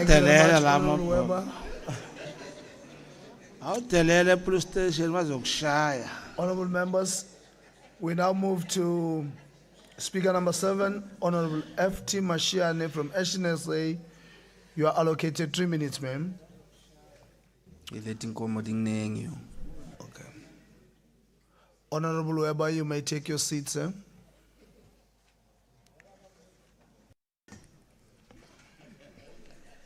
Honourable Deputy Speaker, Today we consider Budget Vote 9 a critical instrument for restoring safety and trust across Mpumalanga. As Action SA, we are committed to supporting this vote, but we do so with the expectation of real change and accountability in our communities. The urgent need for effective safety interventions was tragically underscored by the assassination of Dr. Ezra Matumbu, our Butlabelo regional chairperson. He was shot and killed in a suspected hit while traveling on the R536 near Cock Village in Bushbuck Ridge. Dr. Matumbu spent his life in public service, and yet 4 months on, there has been no arrest, no update to his family, and no assurance that justice is forthcoming. This failure is not just a failure of law enforcement, it is a failure of governance and accountability. It reflects a broader crisis within our criminal justice system, where violence against community leaders is met with silence and perpetrators operate with impunity. We support Vote 9 because public safety is a fundamental right, but our support is conditional based on a clear expectations that SAP's visibility and responsiveness are strengthened, especially in areas afflicted by rising levels of femicide, violent crime, and political intimidation. That community policing forums and safety patrollers receive real power, resources, and accountability, not just ceremonial roles. That the Department of Community Safety partners effectively with SAPS to ensure cases of community leaders are prioritized and thoroughly investigated. That youth safety and anti-drug interventions are escalated, especially in hotspots like Emalahleni and Bushbuck Ridge. Let us be clear. Dr. Matumbu's murder must be more than a headline. It must be the catalyst for a province-wide reckoning that restores justice and prevents further loss. Also other community leaders. Action SA supports this budget because our communities deserve dignity, safety, and accountability. We demand that this day marks their turning point, a visible commitment to protecting those who dedicate their lives to saving others. I thank you. Thank you very much, Honorable Mashiane. I now call upon Speaker number 8, Honorable D.L. Muela from the ANC. We are allocated 8 minutes. Lawrence.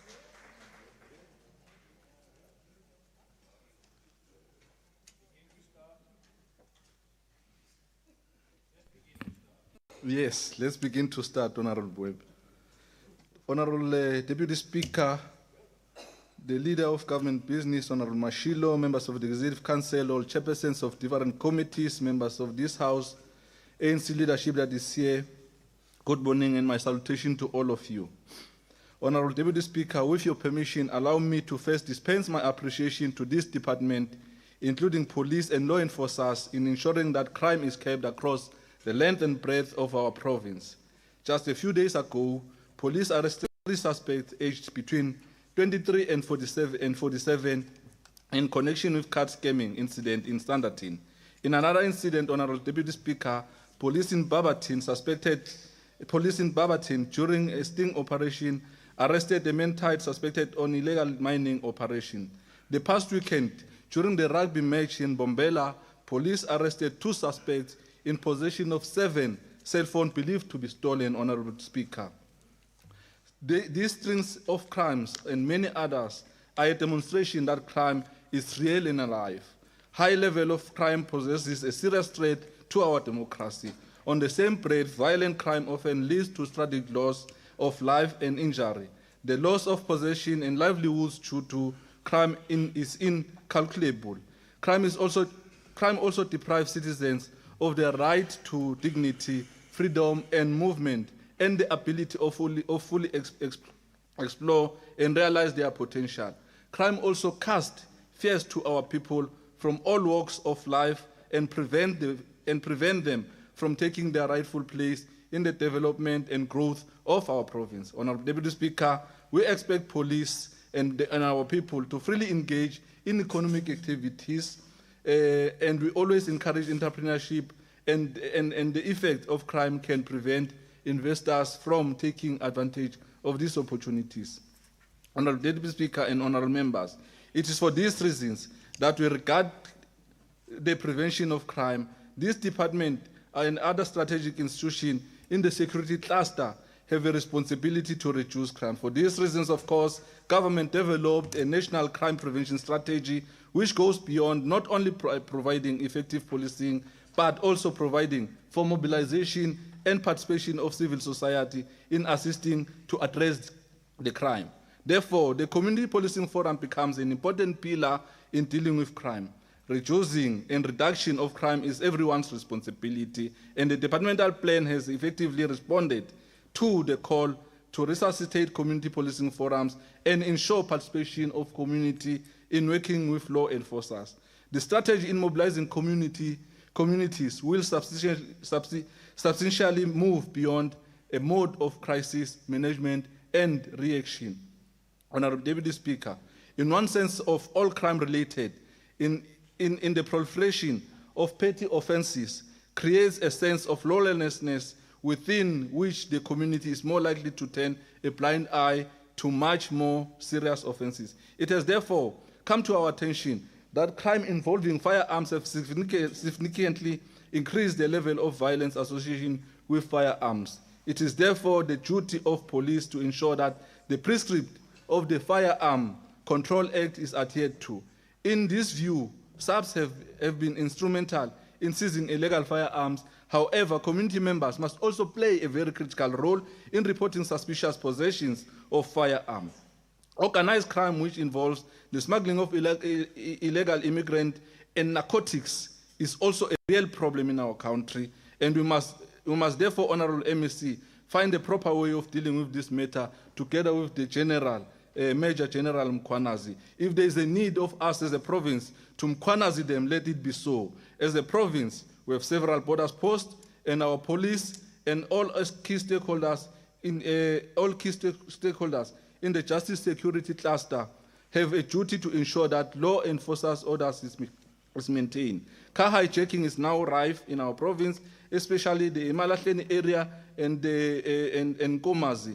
So we need to also deal with this matter. As the ANC welcomed the recent crime statistics, Honorable Speaker, which highlight a significant reduction in murder cases and attempted murder cases, which about murder cases is about 26% and attempted murder cases is about 28.1%.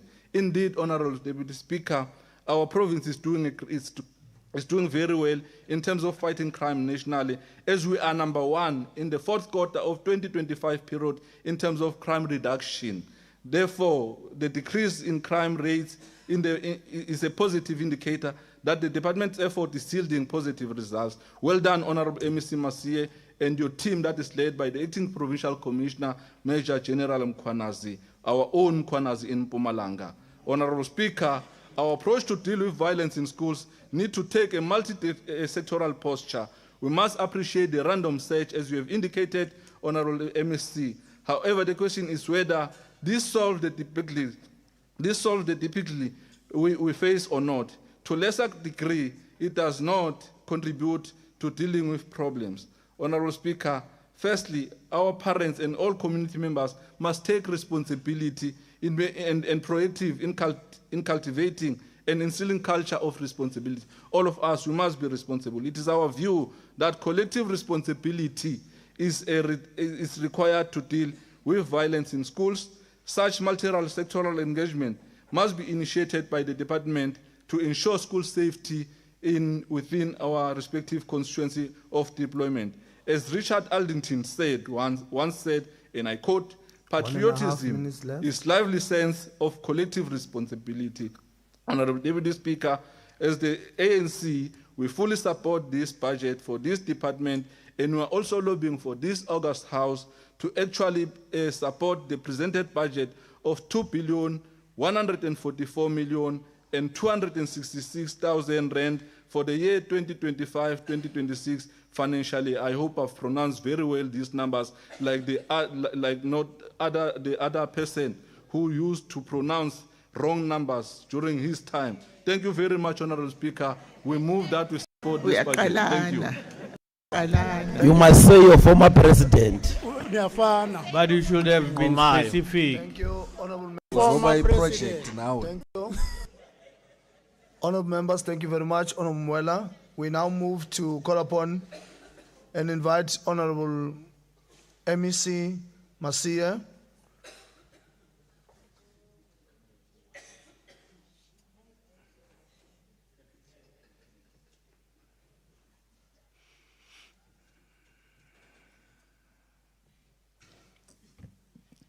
Thank you very much, Deputy Speaker, for the opportunity once more.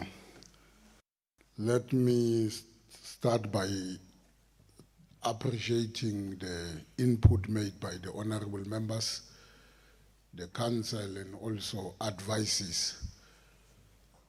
We note that we are going to take it so that we empower ourselves moving forward.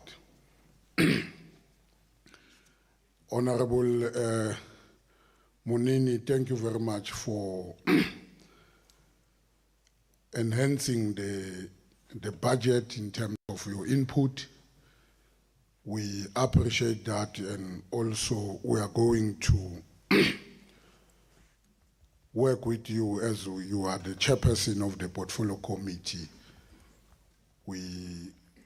I'm sure that we continuously will going to engage and make sure that all the things that we have raised and compliments, we move forward and take them to the greater heights. Honorable Shongwe, you are correct. We operating on a shoestring budget.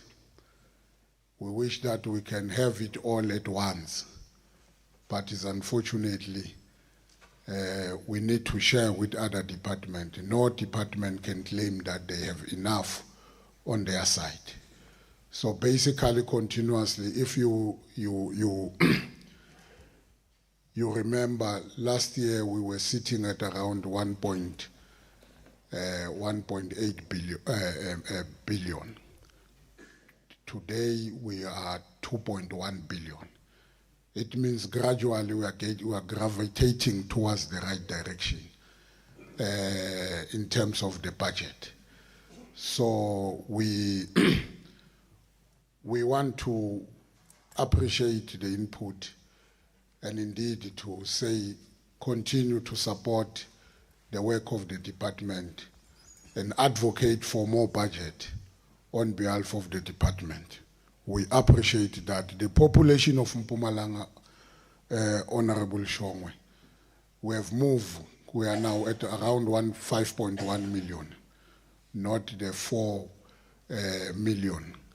Indeed, we have a shortage of staff in terms of the human resource. Currently, we are sitting at around, including the administration and the traffic officers, around 750 or 86 around there, if my memory serves me well.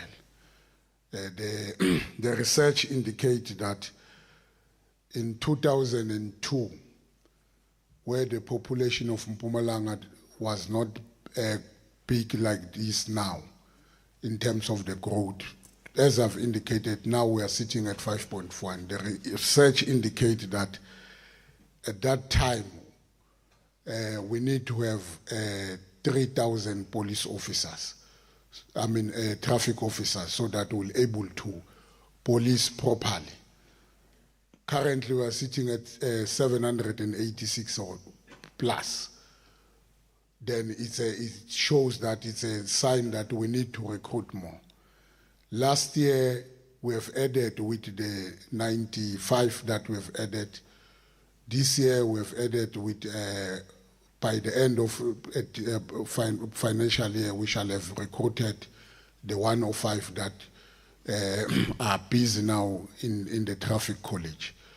It means if you compare with the state that was released in around 2000, up to date, it means we are still lagging behind. By 2000, we should have recruited 3,005 traffic officials, but we are yet to reach 1,000. So it shows that we've got a serious challenge, but we are moving towards that. We are grateful and appreciate to the Prim and also the members of the executive and the entire legislature that you are supporting us in making sure that we address these challenges. Issue of border safety, it's a challenge to all of us. We have engaged my counterpart or my colleagues public works, because porous borders that you are indicating, surely it's a responsibility of also public works, but we know Honorable Tula Tomo is working very hard to advocate on behalf of the province that indeed this border should be attended. But it's a national concern.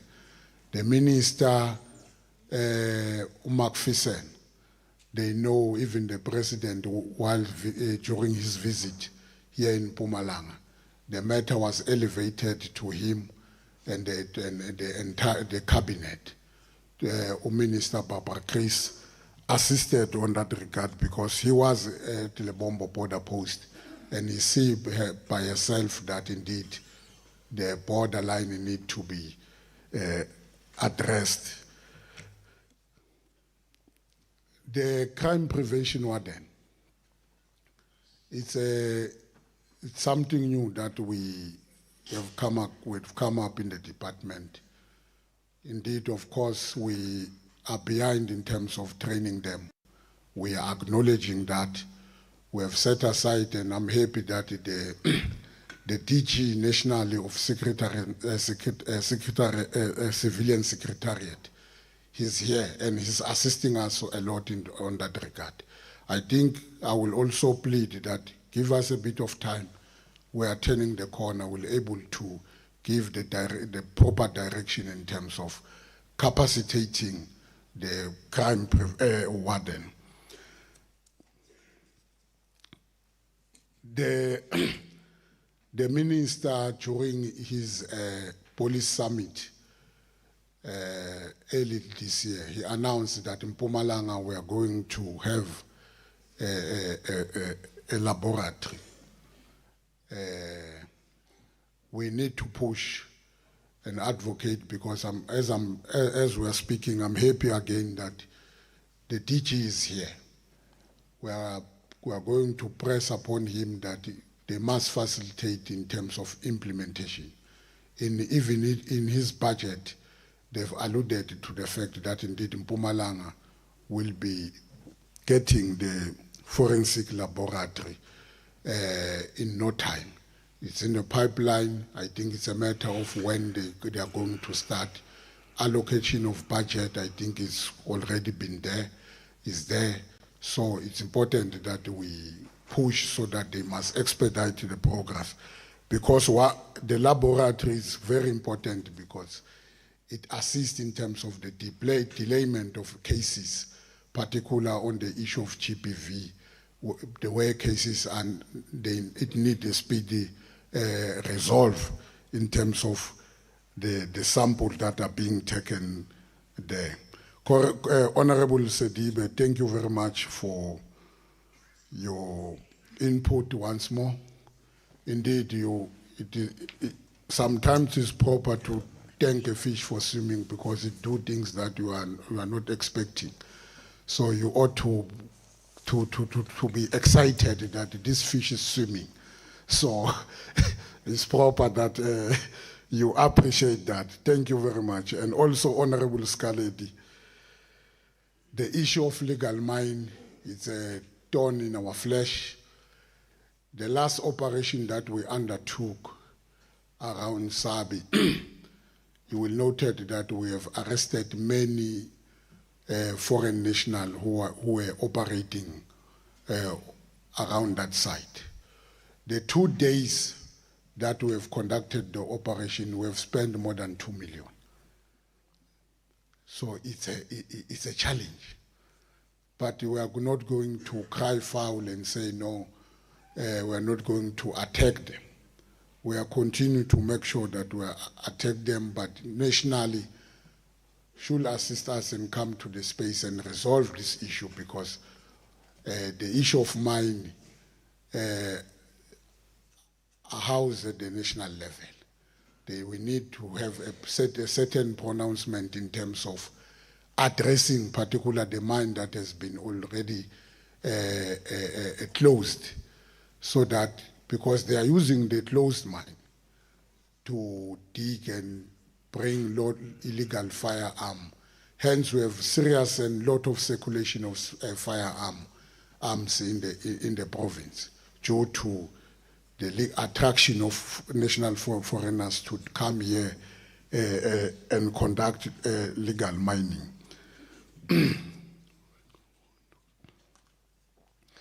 I've also dealt with the traffic law enforcement, the visibility on our road. Honorable Weber, thank you very much. The matter that we have raised, it has been attended to. I remember I engaged with you. I've also engaged with the Provisional Commissioner, Major General Mkhwanazi. The matter is attended to. In terms of giving feedback to the affected families or victims, when police are conducting the investigation, they normally don't come and update you throughout the way. They complete the investigation, they effect arrest where it's necessary, then you will hear upon them to say, no, now they have concluded the investigation. The reason is because they don't want to tamper with the processes of the investigation itself. Because once they will get briefed as expected by society, you become excited if the news are exciting you, then you give away unnecessary, the information unnecessary. So it's proper that let's keep it that way. That is how the investigation and police are operating in that space. But the matter is receiving the necessary attention. I hope now that was the condition for you to say you support the budget. Honorable Mashiane, the matter of Dr. Matumbu is also getting necessary attention. Our investigation officer on the ground, give us a bit of time, we'll get a breakthrough. We are very close. What I can tell you, we are very close. In no time, you will receive the news that indeed the suspects are being arrested. So basically, we appreciate the input and say thank you very much for your words of advice and encouragement. I thank you, Honorable Speaker. Thank you. That concludes the debate on the vote, on the budget vote 9. Now the question before the House is whether we agree to adopt the report as presented by Honorable Munini. Agreed. So agreed. I now call upon the Secretary to read the third order of the day. Order number 3, Policy and Budget Speech on Vote 11, Department of Culture, Sport and Recreation. I now call upon the Honorable MEC of Culture, Sports and Recreation, Honorable L.M. Mabuza, to deliver the policy and budget speech.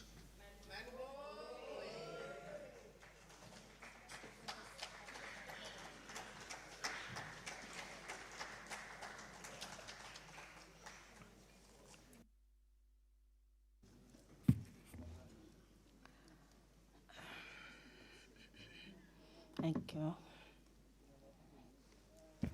Thank you so much, Honorable Deputy Speaker, and let me take this opportunity, greet your good self, greetings to the Speaker in absentia, Umema Nkosazana Masilela, Sibingelele undunankulu wephondo laseMpumalanga ubaba uNdlovu engekho phakathi kwethu. And greetings to the leader of government, Bab Mashilo, as well as the executive council members and all members of the legislature, honorable members, the chairperson of Mpumalanga House of Traditions, and Kwesan Hoshi Mukwena, Riatamisha Hoshi, together with your executive, the deputy Nkosiende Bayete, and the entire traditional leadership.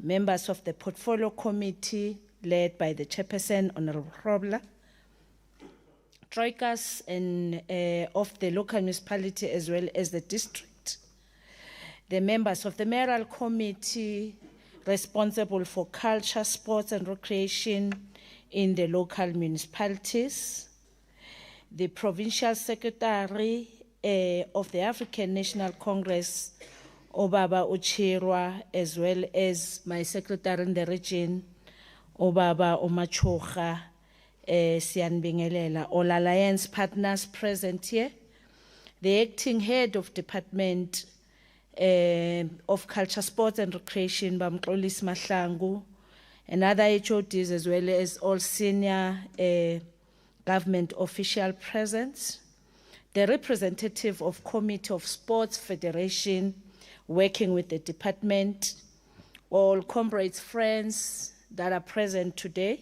the members of the media and invited guests, and my special greetings to Ugogo Nostokane Esther Mahlangu. Ohlezi lapha kugalari ngibawa net nje ugogo alochise nje athi elelelelelelelelelelele gogo siyathokoza gogo. And also a special greetings to the veteran, our mother Mama Unora Fagute, and ladies and gentlemen. Mpumalanga province that works for all, and as we define the province with the pristine scenic beauty, which is incomparable with any other province. The majestic waterfalls, Makonjwa Mountain Range, Kruger National Park, the unique fauna and flora, which makes Mpumalanga province an eternal wonder. Our description lies in the archaeological evidence found in our province. The study of human evolution will be incomplete without Mpumalanga province, the only province with a window to the Almighty God. God's window, which is a few kilometers from here, provides breathtaking view, which in fact makes you feel being closer to your Creator. I owe my loyalty to Mpumalanga province. Mpumalanga my beginning, Mpumalanga my ending. Honorable Deputy Speaker, I would like to dedicate this policy and budget speech to the 2025 Mandela Month celebration under the theme, open quote, "It is in our hands to combat poverty and inequality," close quote. And accordingly, it is in our hands to build Mpumalanga province that works for all. Once again, we wish to pay homage to all the departed heroes of the soil who have put Mpumalanga province on a national and a global map. The province is still mourning an unexpected eternal departure of the following organic leaders of our time: the former Deputy President of the African National Congress, as well as the Republic of South Africa, Mr. D.D. Mabuza, Mr. Veli Mahlangu, a resilient businessman and a sports personality, Bishop S.D. Gumbi, a respected evangelist and a motivational speaker of note. With your indulgence, Honourable Speaker, can I request that we observe a 3-second moment of silence? Thank you. May their soul rest in peace. Sekela somlomo nendlu ehloniphekileyo yesishayamthetho waseMpumalanga. Ngithokoze ukuthola ithuba enginikezwa lona lokuthi ngethule uhlelo lwemali ngomnyango wamasiko nezemidlalo nezokuthabisa onyakeni wemali ka-2025-2026. Lelu hlelo lwetimali litawuniketa imininingwane lehambisana netinkulumo yesimo sesifundza saseMpumalanga yethulwa nguNdunankulu wethu uBabe uMhlonishwa uMandla Ndlovu ngomhla ka 28 Indlovana 2025. Namuhla sitawubuka tiqondiso letalenkhulumo nesimo yesifundza ikakhulukati budlelwano phakathi kwemasiko nemagugu ethu temidlalo tekuvakasha kakhulukati nekweteminotfo nekwakhiwa kwemisebenzi. Honorable Deputy Speaker, the Department of Culture, Sports and Recreation reaffirms its commitment for fostering social cohesion, promoting cultural diversity, as well as the heritage landscape and enhancing sport development across Mpumalanga. Our effort will align with the Medium-Term Development Plan 2024-2029 and the National Development Plan 2030, focusing on an inclusive growth, reducing inequality, and building a capable, ethical, and a developmental state. The 2025 State of the Province Address has already given a clear service delivery parameters. According to Stats SA, Mpumalanga is home to approximately 5.1 million people, has a youth population of 64% under the age of 35, and face significant challenges such as 37.4% unemployment and a poverty rate of 51.2%. The youth unemployment rate is particularly alarming, sitting at 51.3%, with 68.6% of young women unemployed. These stark realities underline the agency of the department's mandate to leverage sports, culture, and recreation to address these socio-economic challenges while fostering nation building. It is in our hands to combat inequality by building Mpumalanga province that works for all. We have set ourselves a high bar, and we fully understand that achieving the sustainable development goals is not only going to be a walk in the park. Due to Afro-pessimism and geopolitical order, such as institutional racism, globally, there is a persuasive evidence that racism in sport and cultural industries goes beyond the behaviors of fans. We now know, and faced with institutionalized form of unfair discrimination, giving birth to formation of movements such as Black Lives Matter. Promotion of human rights as one of these aspects of our mandate must be educative on the importance of international stability, campaigns against genocide, combat racism in sports, and all forms of gender-based discrimination when it comes to opportunities in the sector value chain. African female athletes in particular have suffered discrimination in sports based on their race, gender, and perceived sex, despite an international judiciary ruling in their favor. The daughter of the soil, Caster Semenya, is but one of the classical examples. As a department, we are committed to see more women in all sporting codes and playing personnel, coaching, sports administration, officiating, and leadership in decision-making brackets. Honorable Deputy Speaker, our vision is to push boundaries, assist the sector to explore the African continental free trade area, which also aims to boost trade in cultural products by creating a single market for goods and services across Africa and a global space such as film, visual, performing arts, including sports. The Africa Continental Free Trade Agreement seeks to strengthen Africa's voice against exploitation of Africa's wealth, including our creative economy. Nationally, we must deal decisively with policy framework that protects the content ownership of copyright and of our local artists. It is in our hands to build a better Mpumalanga province that works for all and a better South Africa that works for all and a better African continent.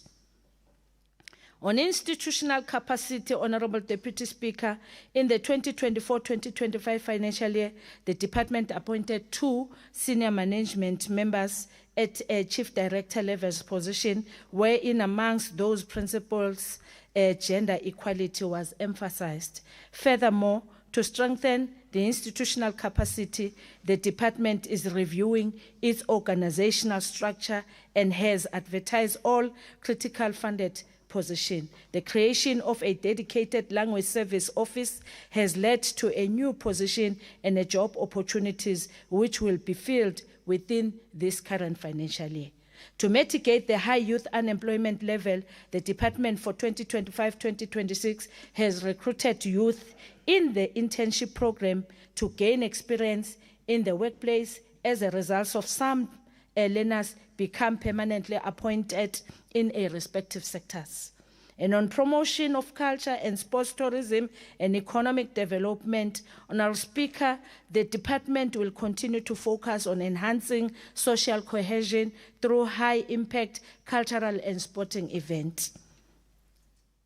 The cultural signature event, the Mpumalanga Cultural Experience, one of the flagship events, will be expected to attract both local and international visitors, contributing significantly to cultural tourism as well as local economic activity.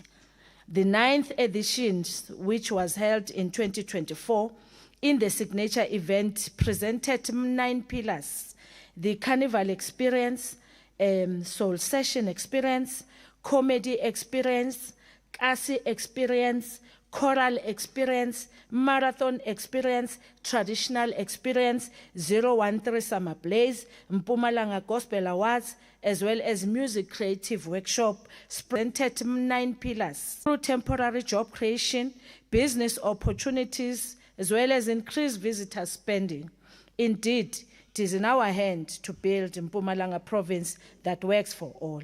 Our Speaker, in our effort to enhance cultural visibility and position Mpumalanga as a premier destination for arts and culture, the department entered into a 3-year agreement with SABC to host a Metro FM Music Awards, which ended in 2025.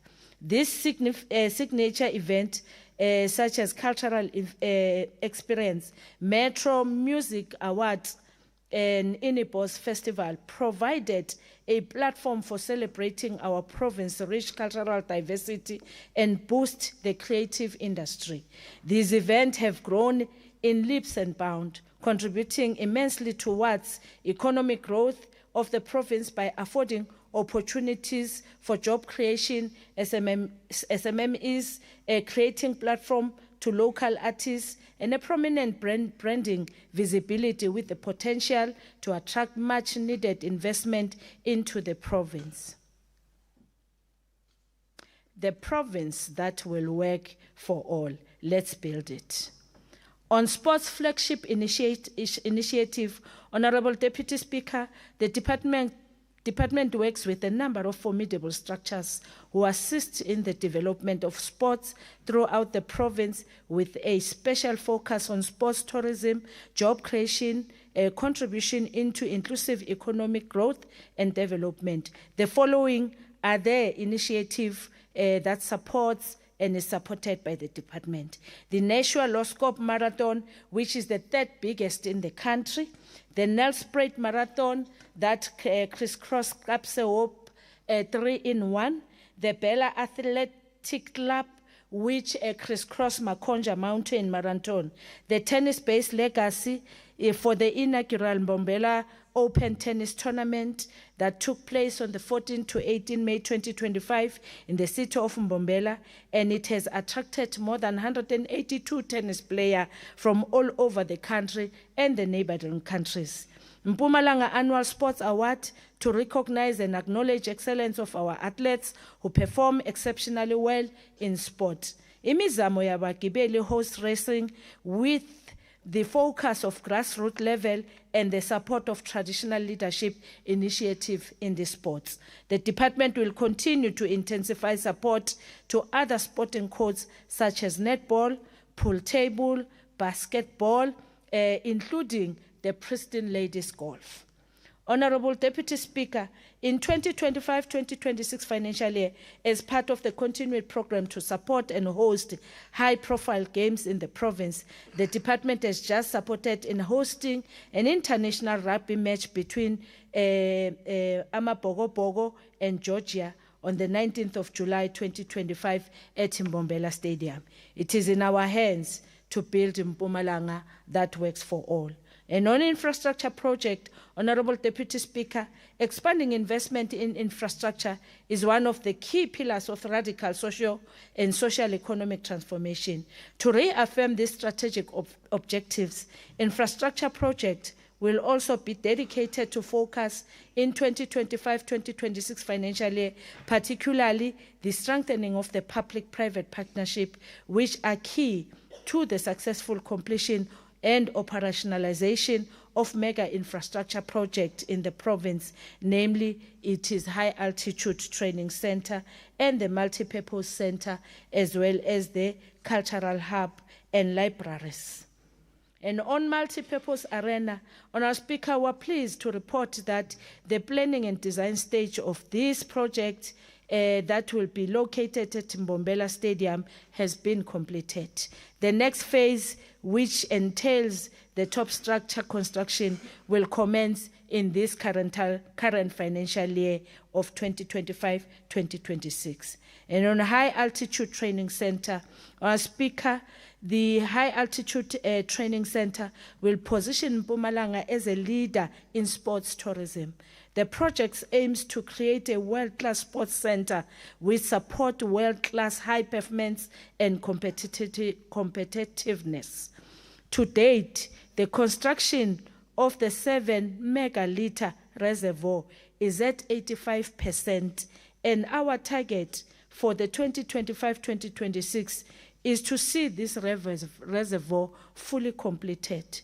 The 3.5 megaliter wastewater treatment plant is sitting at 46%, and our plan is to see this project being completed in the next financial year 2026-2027, which will have a positive impact to the sanitation network of Emakazeni local municipality. These mega facilities will go a long way to enhance competitiveness of our athletes, provide critical inputs, job opportunities, as well as reposition sports tourism prowess in the Mpumalanga province. And on Cultural Hub, albeit associated challenge, the Cultural Hub, when completed, will provide a platform to develop and a development of musicians, designers, as well as film industry in stimulating a creativity and ensuring skills development, celebrating the diverse culture as well as heritage of the province, and job creation and economic growth. And on libraries, Honourable Speaker, library infrastructure is vital for empowering citizens with knowledge and bringing a digital divide, especially in rural areas. Our effort will enhance inclusivity, allowing all citizens across various socio-economic backgrounds to benefit from educational resources and opportunities provided. The establishment of the 10 new libraries by 2030, raising a total amount of 222 to 132 libraries, will be provided and provide increased access to information services under underserviced communities. In the 2024-2025 financial year, 3 new libraries were completed, mainly KwaMhlanga Library, situated in Temsilahani local municipality, the Newtown Library, situated in Steve Tshwete local municipality, and Etando Kukhanya Library, which is at Mkondo local municipality.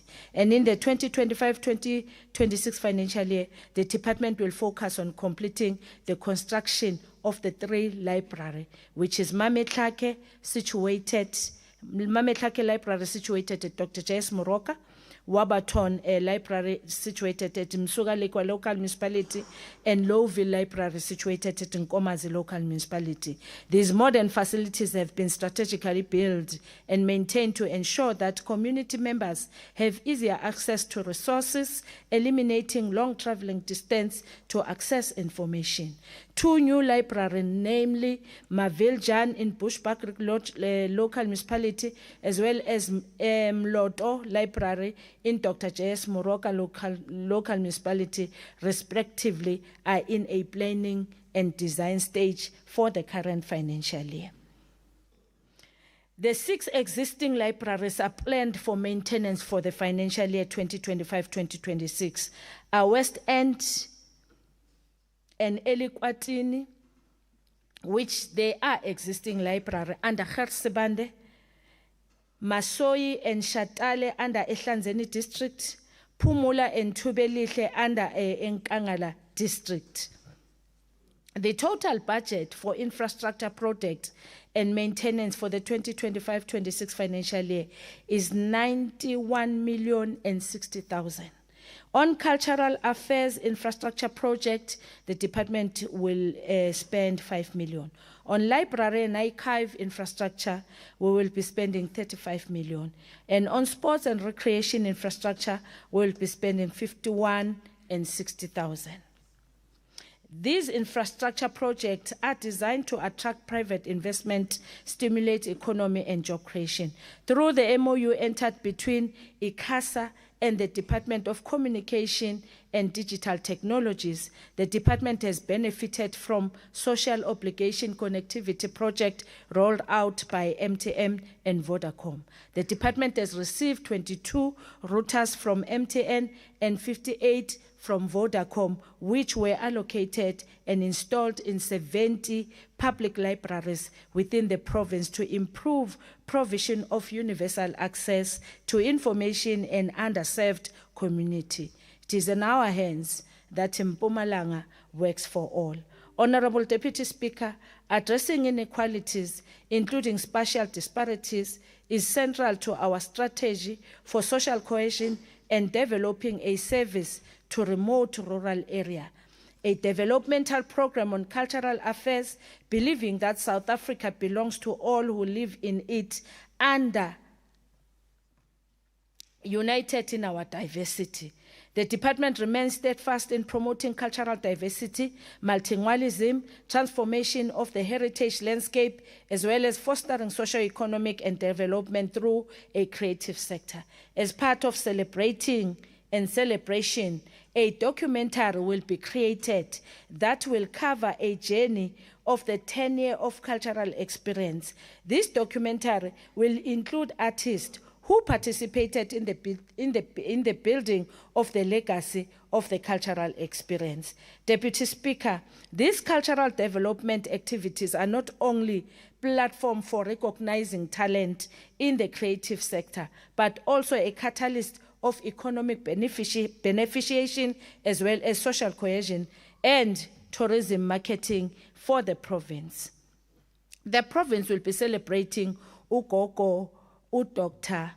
Esther Nostokane Mahlangu's legacy for the current financial year.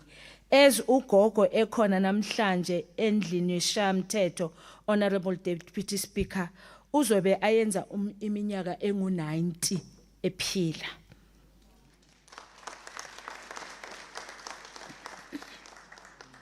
And with her renowned South African artist known in her vibrant and intricate Ndebele painting, which has gained not only South African nationality recognition, but a global recognition. The department is planning to preserve Dr. Gogo Esther Mahlangu's legacy, works with Kgodwane Cultural Center, which will also be used as an art and craft training center. She needs to be supported to further transfer her natural skill in painting up and coming crafters, as well as we've seen those that she has trained, those that are live, njenganje bakhona ukuthi bafunde bagwale, at the same time bakhona ukubeka umratha etafuleni. The department has also provided support in 16 community structures who assist the department to deliver on its mandate in the promotion of arts and culture at grassroots level.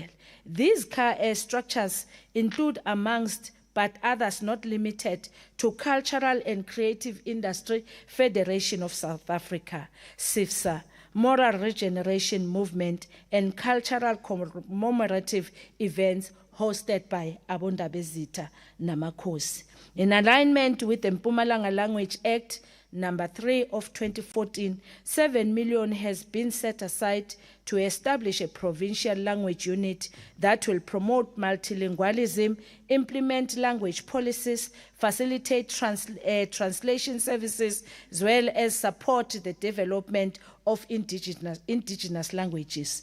Honorable Deputy Speaker, through these efforts, we aim to foster an inclusive, linguistically diverse society where all languages are valued, respected, and used as tools for cultural expression, knowledge sharing, as well as economic empowerment.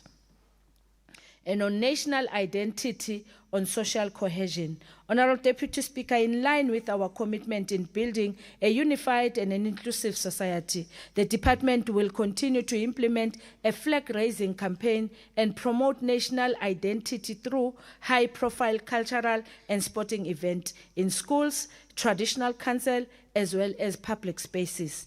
I am the flag. The campaign and community dialogue programs that will deepen social cohesion and encourage dialogue across diverse communities and build stronger and sense of national patriotism.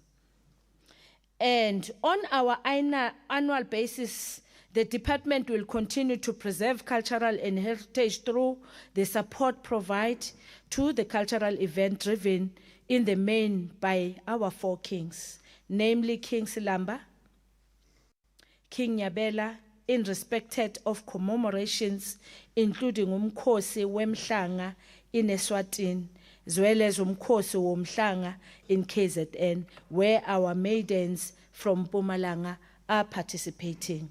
Honorable Deputy Speaker, the department through the Provincial Geographical Name Change Committees will continue to accelerate transformation on the geographical name landscape. And in 2024-2025, 6 names were received and processed into the Ministers for Standardization, Approval, as well as gazetting. We also recognize an urgent need to register previously unnamed settlement and street, especially in rural areas, in partnership with local municipalities in the PMP-GNC, and the department will roll out an awareness blitz and training workshop. This is not merely about mapping. It is about dignity, and it is about enhancing service delivery. It is in our hands that we decolonize the geographical and naming process in our province. Honorable Deputy Speaker, our heritage is not static. It's alive and it is in our museum. Our traditions as well as in the hands of our people.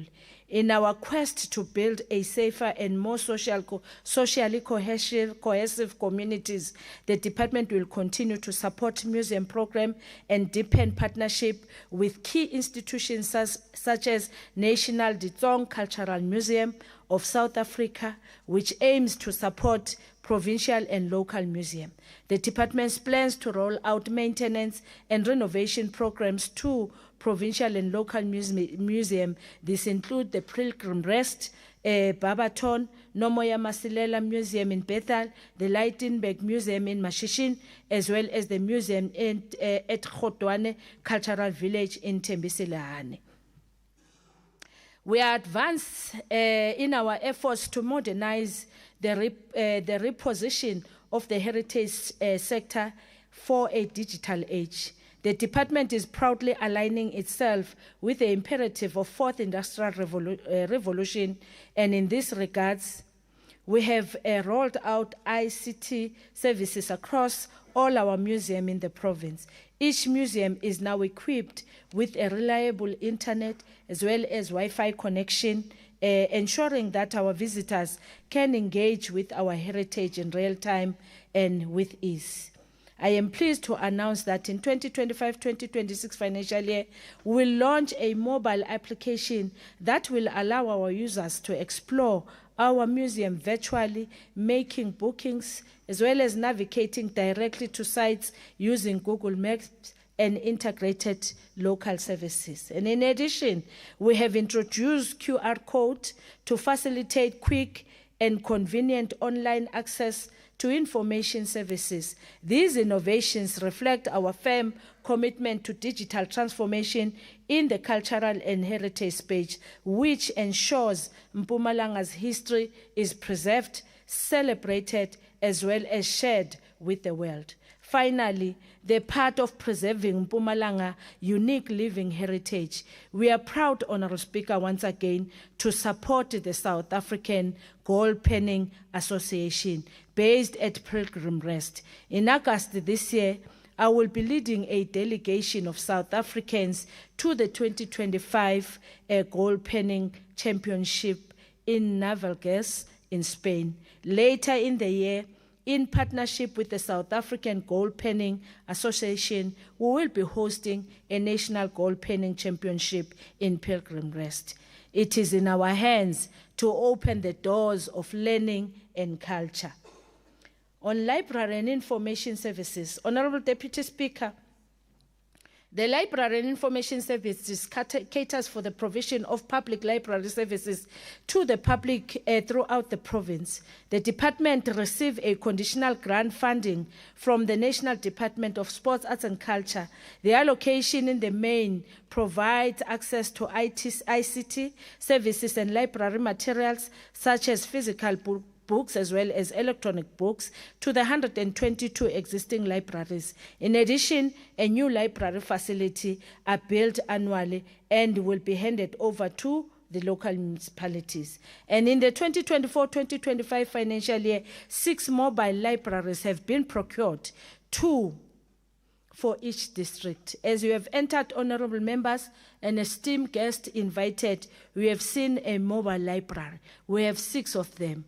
And that purpose is to ensure that areas that are vast and rural also have access of information in libraries. And these libraries, mobile libraries, are Wi-Fi and free internet, physical and electronic books, computers and copier machines on the blind and partially sighted. And it will continue with the 2025-2026 financial year. The project currently boasts a total number of 625 active members and continues to increase every day. The 625, Honorable Speaker, are those that are blind and visiting our library on a daily basis. And all new libraries come standard with the sports and offers such services. Furthermore, investing a cutting-edge library infrastructure reflects on commitment to fostering cultural of learning for sustainable development. Each library is equipped with the latest book titles as well as technology, including virtual services and uninterrupted power supply, as well as internet access, as well as Wi-Fi, to meet the diverse needs and aspiration of the community, particularly students. The department will continue to provide records management oversight to enable the preservation and protection of provincial records through the Provincial Archive. The Provincial Archive will set and enforce standards for records management across government departments, as well as conduct inspection on government institutions.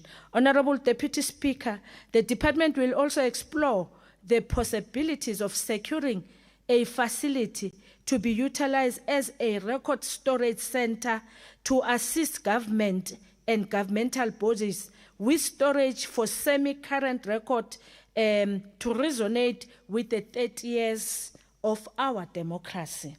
And a total number of 39 institutions were inspected in 2024-2025 financial year, and in the 2025-2026 financial year, the department will continue to provide record management awareness training. The Provincial Archive collected records from the public bodies which enduring value of a provincial significance which cannot be preserved by any other institution, such as the former Gwangwane as well as Gwandebele records. These records has been appraised and an inventory has been developed in the public access. The tracing of more records in this nature will continue in the current financial year. Honorable Deputy Speaker, the 10 oral history conference was coordinated to create awareness on the preservation, recording, as well as conserving an intangible of heritage through the indigenous language, to collect and preserve the history of the previous marginalized community, which is not written anywhere in the mainstream of our history. On sports and recreation, Honorable Deputy Speaker, sports make our contribution towards bringing human beings together. It is almost unpatriotic not to support Bafana Bafana, Banyana Banyana, the Proteas, the Springbok, as they are our nation team. The department supports a number of sport-related structures which assist in the development of sports, addressing the element of social cohesion and improve sports tourism. As part of the second quarter program, the province will support a coordination of Mpumalanga Mkondo horse racing. The race seeks to promote rural horse racing sport through imizamo yabagibeli, horse riders, and target youth development, tourist attraction, as well as horse owners and local communities. Honorable Deputy Speaker, the department is working closely with the Department of Education in ensuring that there is smooth implementation of school sports program, as well as the introduction of league system at a school level. The department targets to support school sports program with different sporting codes. 400 learners will be supported to participate in the nation's national sports champion on autumn, winter, as well as summer games championship. And in the 2025-2026 financial year, the department plans to support 200 schools, 25 hubs, 60 clubs by providing them with equipment and attire. And 22 local leagues will be supported with basics, offices, logistics such as stationery, referees, stipends, balls, and medal. And a total of 60 clubs from different sporting codes will be supported to participate in district and provincial competition. These programs seek to empower athletes to excel in sports. Honorable Deputy Speaker, in the 2024-2025 financial year, an international boxing tournament was hosted at Eric Giane in Steve Tshwete local municipality. This year, with the support of the National Department of Sports, Arts and Culture, the department will launch the Steve Tshwete boxing tournament in the event that we will be implementing in all 9 provinces. In honor of the late former Minister Ubaba Steve Tshwete. The department will continue to support more municipalities to access municipal infrastructure grant aimed at improving sports facilities in our municipalities. On acknowledgement, Honorable Deputy Speaker, the department extends its heartfelt congratulations to the following best achievers: children of the soil, children of Mpumalanga, South African spinning athlete, Mr. Samgeliso Sem Tubane from Bombela, Mpumalanga, for his outstanding achievement as a talented car spinner who has recently showcased his exceptional skill in the global stage at a grand opening of Hangar 7 in Australia. As I mentioned all of them, I will request with your indulgence, Honourable Speaker, for them to stand up and bow into the chambers. The Bees, the football club of Nas Nkomazi for winning a provincial ABC Motsepe League and subsequently playoffs to gain promotion in the National First Division. The departments also congratulate the following soccer teams for achieving the top 8 bracket in their respective division. Kasrik Stars for obtaining position 3, Kruger United Football Club for obtaining position 5, TX Galaxy for obtaining position 5, and enabling them to be the top 8 of the prestigious Betway Premier League. The Mpumalanga Pumas have made us proud by becoming 2025 SA Rugby Cup Championship. Also, the Lowveld walkers who walked 500 kilometers from Beit Bridge border to Zimbabwe to Mbombela. This long walk is aimed at honoring the legacy of Dr. Nelson Mandela, and I would want to acknowledge the presence of some of these members who are led by Ubaba Joseph Mashaba. Lawrence Ngubeni, who presented Mpumalanga province in the ministerial dinner held in Pretoria on Monday, 31st March 2025 for honoring the boxing legends of the province. Unkosing Pilem Tombeni from Duping Combined Heaven, Whitney and Lizzie Koza from St. Mark's School, who presented the province in the 2024 Cup CAF African School Football Championship under 15. And in addition, let me congratulate the provincial school football team for both girls and boys who obtained position 2 in the National Sports Winter Games in Durban, with Nkosimpile Mtombeni from St. Mark being nominated again as the best player of the tournament, and Zolane Wayne Kenny from Witbank High, who was nominated the best player of the for boys. Miss Boitumelo Tefu, who won a 2025 Miss Teen Universe and the World Supermodel competition that was recently held in Turkey on 14 May 2025, all the way from Gavin Mbeki. And the last one is Shalom Magadla, a young golfer from Malelane in Nkomazi local municipality, who had shared a stage with His Excellency the President of the Republic of South Africa, as well as the Honorable Premier, in playing golf. Can all these beautiful children of the soil stand up and bow into the chambers?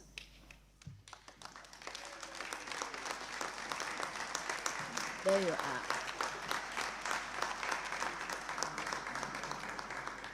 Thank you so much. You may be seated. As we implement the Plan Target 2025-2026 financial year, our strategic focus remains on promoting social cohesion, cultural preservation, access to information, and sports development to address socio-economic disparities in Mpumalanga.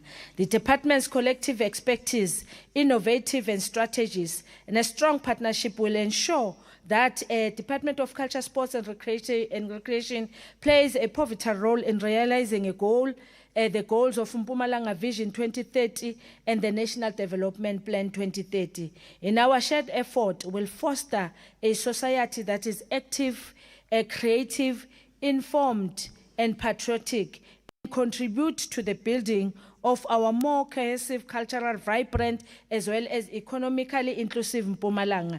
Together, we will ensure that every citizen, especially youth and marginalized communities, has the opportunity to thrive in a united and a prosperous province. As I conclude, Honorable Deputy Speaker, I wish to send appreciation and express my gratitude to the ruling party, the African National Congress, as chaired by Comrade and the Honorable Premier Ubaba Undlovu and Unobhala Ubaba Usherwa for entrusting me with this responsibility to the Department of Culture, Sports and Recreation, not forgetting the organization that I also lead, the South African Civic Association, SANCO. And let me thank the Portfolio Committee and Culture, Sports, and Recreation for their dedicated guidance and advice and oversight role that they are playing. And let me thank all agencies, committees, and federation assisting the department to fulfill its mandate. And I want to take this opportunity to thank the head of department, Baba Umahlangu, and the entire hard-working staff component of the department for their continued support as we are dedicated and as a team to work tirelessly to service our people of Mpumalanga. And let me also thank Ubaba Umshengu, my husband, for continuous support, for continuous taking me wherever I should be in terms of work. And thank all the pastors in the moral regeneration led by Ubaba, Reverend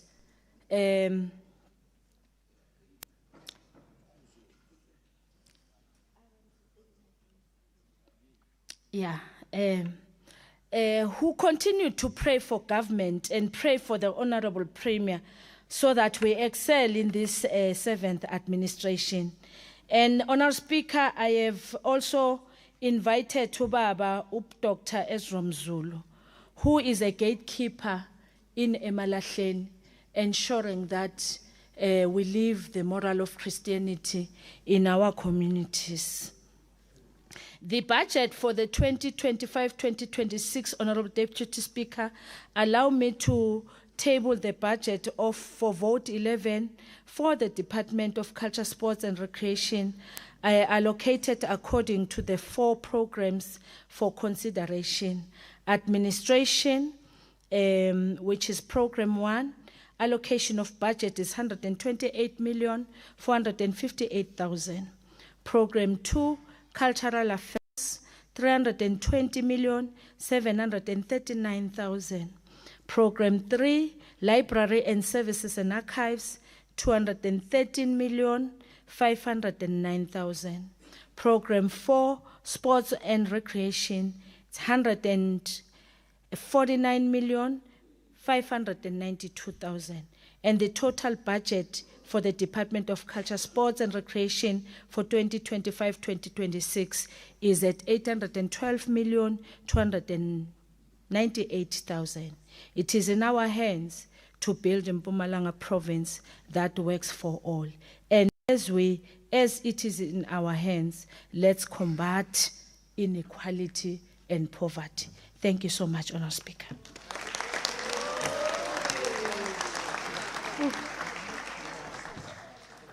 Thank you, Honourable MEC Mabuza, for well-delivered policy budget speech.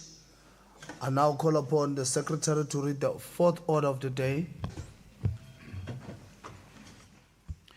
Order number 4, consideration of a report of the Portfolio Committee on Culture, Sport and Recreation on Vote 11, Department of Culture, Sport and Recreation. I now call upon the Chairperson of the Portfolio Committee on Culture, Sports and Recreation, Honourable B. Grobler, to table the report. Comfoor, meneer.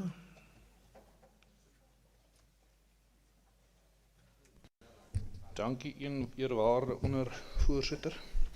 Honourable Speaker, it's an honor to represent the Committee of Culture, Sports and Recreation, and this morning when I realized I have to table the report, I decided to put on this jacket. This is the jacket of the parliamentary rugby team, so it's for sports. This tie, Honourable Deputy Speaker, is one that I exchanged with a player from France. And here there's various badges from other countries. But there's also a Comrades Marathon badge, which I didn't buy, I ran it. And there's also one which I cherish very much, Deputy Speaker, it's for a choir that I sang. I'm just saying this because this department is not basic service delivery, but these things that we do in this department enriches our lives, it fills our lives, and it forms relationships. So, as I said, it's an honor to put the report and the budget as delivered by MEC Mabuza for vote 11 to this House for adoption. I thank you. Thank you very much. I'm informed that there's no debate on this report. Now the question before the House is whether we agree to adopt the report as tabled by Honorable Klobler. Agreed. Thank you, so agreed. Honorable members, that brings, no. I don't do that. What is this de facto power you are doing? That brings to us to the end of Apology, the session. Honorable Speaker. Thank you. Deputy Speaker, and the real Speaker is back, okay? No pressure. Sure. No pressure. No pressure. Honorable Speaker, you're welcome. No pressure. Take it easy. Honorable members, it's okay. That brings us to the end of the morning session. The procession is suspended until afternoon 14:15 today for the next session. It's okay.